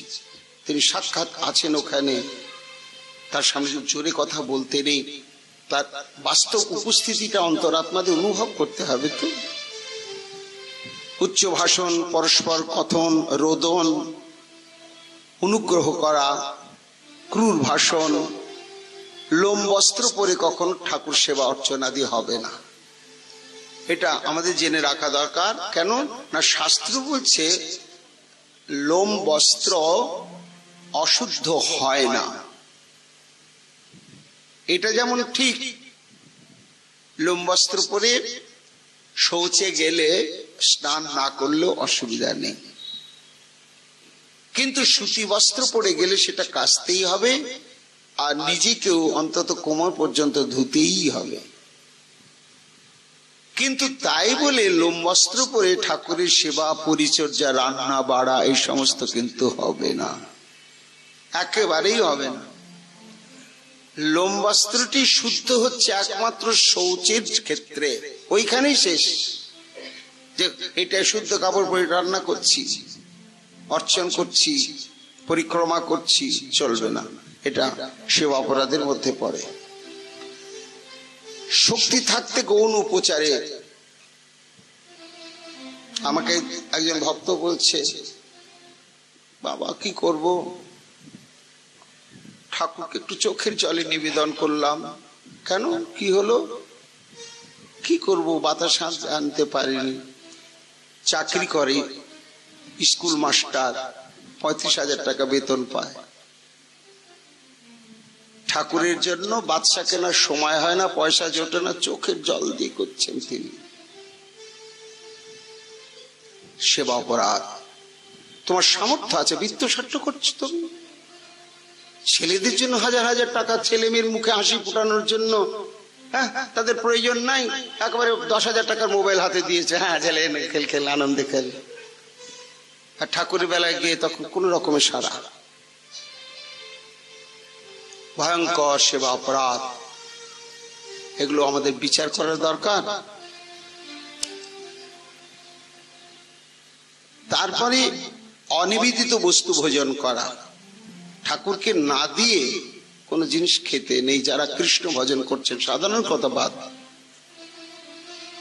তা সব সময় তো সেখানে দেয়ারও পরিবেশ থাকে না, আমরা দৃষ্টান্ত দেখেছি চৈতন্য চরিতামৃতে ঝরু ঠাকুর কালিদাসের উপাখ্যানে, যে কালিদাস যখন আম নিয়ে এসে ঝরু ঠাকুরকে দিয়ে গেলেন, মানুষে নিবেদন করলেন, করে প্রাপ্ত হলেন, করতে হবে। মানুষে করলো, মনে মনে একটু বলো ঠাকুর তুমি ভোজন করো, একটু ধরে একটু তার উদ্দেশ্যে ভোজন করো, তারপরে আমি পাবো। আর যেখানে তুলসী পাতা পাত্র ইত্যাদি নিবেদন করার মতো থাকবে সেখানে তো অবশ্যই কর্তব্য, কিন্তু আপৎকালে এই জন্য কোনো জিনিস তাকে একটু না দিয়ে কখনো গ্রহণ করা যাবে না। মহাপ্রভু সমস্ত বলছেন কার জন্য? যিনি ভজন সাধন করবেন তার জন্য। তারপরে হচ্ছে তদগ্রে অন্য ব্যক্তিকে অভিবাদন, বিগ্রহের সামনে গুরুদেবকেও প্রণাম করতে নেই, সরাসরি আড়াল গিয়ে তবে করতে হয়। কাউকে প্রণাম বন্দনাদি করতে হয় না, সাক্ষাৎ তো তিনিই রয়েছেন। এবার তিনি তো দৃষ্টি দিয়ে রয়েছেন, তিনি ইড্ড জগৎ প্রণম্য, তার সামনে আর কাউকে প্রণাম করা যাবে না, অন্য স্থানে করতে হবে। তারপরে হচ্ছে তত্তৎকালোচিত ফলাদি অর্পণ করা। আমরা সংসারী মানুষ, এগুলো আমাদের জেনে রাখা দরকার। যে সমস্ত ফল তরি তরকারি বা যা কিছু ভোগে লাগার মতো আছে কালোচিত, সেগুলো অবশ্যই লাগাতে হবে। আম পাকার সময় হয়ে গেল, আম উঠেছে, ঠাকুরকে আম দিতেই হবে আনুষ্ঠানিক ভাবে, লিচু দিতেই হবে, তবে আমি ভোজন করব। আমি খাবো, তুমি খাবে না ঠাকুর? এই দেখো লিচু আরম্ভ হয়ে গিয়েছে, একদিন দুদিন 5 দিন লিচু ভোগ লাগালাম, আম ভোগ লাগালাম, কাঁঠাল ভোগ লাগালাম। সিজনাল, মানে যে যে ঋতুতে যে যে বস্তু যা ওঠে, যেমন যখন যে সবজি উঠে তাই ঠাকুরকে নিবেদন করতে হবে, না করলে এটা সেবা অপরাধের মধ্যে গণিত হচ্ছে। তেমনি সেবা অপরাধের মধ্যে একটা আমাদের জানবার বিষয়, বিশিষ্ট গুরুদেবের কাছে নীরব নিথর হয়ে বসে থাকতে নেই। ঘন্টার পর ঘন্টা বসেই আছি না, হয় তুমি কোন সেবা কাজে থাকো,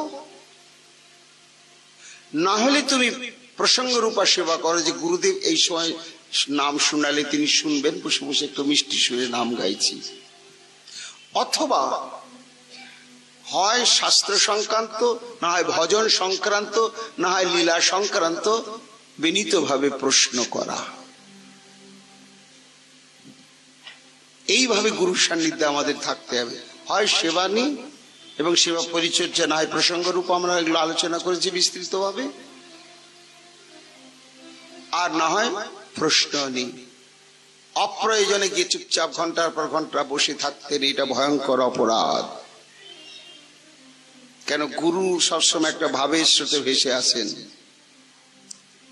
তিনি তো করুণাময়, শিষ্যকে অনুগ্রহ করবার জন্য তিনি তৎপর, কিন্তু অপ্রয়োজনে বসেই আছি তার কাছে গিয়ে, এটা অপরাধ, সেবা অপরাধের মধ্যে গণিত।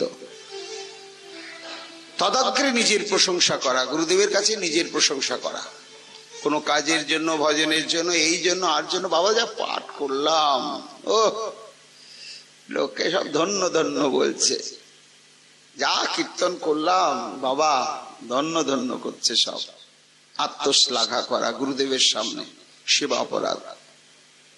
এরপরে মহাপ্রভু বলেন বৈষ্ণব অপরাধ, সাধুর কাছে অপরাধ 6 প্রকার বৈষ্ণব অপরাধ। সাধুকে প্রহার করা, নিন্দা করা, এক সাধুর বিরুদ্ধে আর এক সাধুর পক্ষ অবলম্বন করা, সম্মান না দেখানো, মনে মনে হিংসা পোষণ করা এবং সাধুকে ভৎসনাদি করা, এই 6 প্রকার অপরাধ করতে নেই বলে সাধু অসাধুর বিচার করব কি করে, সেগুলো আমরা আলোচনা করেছি। চুলচিরা বিচার করেছেন মহাপ্রভু, কে বৈষ্ণব কে বৈষ্ণব নয়, কে সাধু অসাধু, আর শেষ সিদ্ধান্ত হচ্ছে আমি ছাড়া জগতে সবাই সাধু। সব থেকে এই বিচারে দাঁড়ানো সব থেকে ভালো। এই জন্য কারো নিন্দা নয়, কাউকে প্রহার নয়, কাউকে ভৎসন নয়, কারো প্রতি মাৎসর্য প্রকাশ নয়, কারো পক্ষ অবলম্বন করে কারো সঙ্গে শত্রুতা নয়, একেবারে নিরপেক্ষ। এইভাবে বৈষ্ণব অপরাধ, এই সমস্ত অপরাধ যদি থাকে, ভজন করলেও অগ্রসর হওয়া যায় না। মহাপ্রভু বললেন এই অনিষ্ঠিতা ভজন ক্রিয়ার পরে 4 প্রকার অনর্থকে অতিক্রম করতে হবে। কি করে অতিক্রম হবে? সেবা অপরাধ দূর হয় স্তব বন্দনা ইত্যাদি পাঠের দ্বারা। নাম অপরাধ দূর হয়, ওই সমস্ত দিকে ধ্যান রেখে প্রচুর নাম সাধন করলে নাম অপরাধ দূর হয়। আর বৈষ্ণব অপরাধ সবসময় ভীত শঙ্কিত অবস্থায় থাকতে হবে, কখন কার কাছে অপরাধ হলো, হয়ে গেলে সঙ্গে সঙ্গে তার সরাসরি তার কাছে গিয়ে চরণে পড়ে তাকে তুষ্ট করে ক্ষমা প্রার্থনা করা। এইভাবে 4 প্রকার অনর্থের নিবৃত্তি ঘটাতে হবে। আবার এই নিবৃত্তির আবার কয়েক রকম নিবৃত্তির আবার স্তর আছে। একদেশবর্তিনী, বহুদেশবর্তিনী, প্রায়িকী, আর পূর্ণা, আর আত্যন্তকী। 5টা। একদেশবর্তিনী সামনে এইসব বারবার আলোচনা করতে হয়, তো করতে করতে সাবধানে ভজন করতে করতে 16 আনার মধ্যে 1 আনা গেল। এটা একদেশবর্তিনী। তারপরেও সাবধান হয়ে ভজন করছি, বিচার করছি। এই জন্য একটু 1জন 2জন সঙ্গী হলে, অন্তরঙ্গ সঙ্গী হলে ভালো হয়, ভজনের অগ্রগতি ঘটে। একেবারে 16 আনার মধ্যে 6 আনা গেছে। বহুদেশবর্তিনী অনেকটা গিয়েছে। আবার ভজন করতে করতে করতে করতে 16 আনার মধ্যে 14 আনা গিয়েছে, বলে প্রায় চলে গিয়েছে। এটা প্রায় কি বলা হয়? একদেশবর্তিনী, বহুদেশবর্তিনী, প্রায় কি, প্রায় গিয়েছে, একটু আছে এখনো। এইবার 16 আনার মধ্যে 16 আনাটাই চলে গেল, এটা পূর্ণা। সব শেষ। আমি আপনি বলবো এখানে শেষ, বলে না, 16 আনা গেছে ভাই, আবার আসতে পারে। আশাটা বন্ধ করা যাবে না, তার জন্য আরো ভজন করতে হবে। তারপরেও একটি নিবৃত্তি স্তর হচ্ছে আত্যন্তকী। এই আত্যন্তকী স্তরে যখন সাধক ওঠে, তখন এই অনর্থগুলো তাকে আর স্পর্শ করতে পারে না, একেবারে নিবৃত্তি ঘটে যায়। তার মানে এরকম প্রাচীনকালের কবিরাজ তারা এরকম গ্যারান্টি দিতেন, যাও তোমার অন্য ব্যারামে মরণ হতে পারে, কোনোদিন জীবনে এমন তোমাকে চিকিৎসা করলাম আর কোনোদিন জ্বর হবে না। তুমি যতই জ্বর হওয়ার কাণ্ড করো, জ্বর তোমাকে ছুতেই পারবে না। এটাকে বলা হয় আত্যন্তকে নিবৃত্তি। এইভাবে অনর্থের নিবৃত্তি হলে ভক্তি নিষ্ঠা হয়, তখন নিষ্ঠিতা ভজন ক্রিয়া শুরু হয়। এই নিষ্ঠিতা ভজন ক্রিয়া কাকে বলে, তার কতগুলো স্তর, এগুলো আমাদের জানবার বিষয়, আলোচনার বিষয়। আমরা সেটি পরবর্তী আবার আলোচনা সভায় আলোচনা করব। এখনকার মতো আমাদের পদ্মকার গৌর কথা প্রসঙ্গে এখানে বিশ্রাম।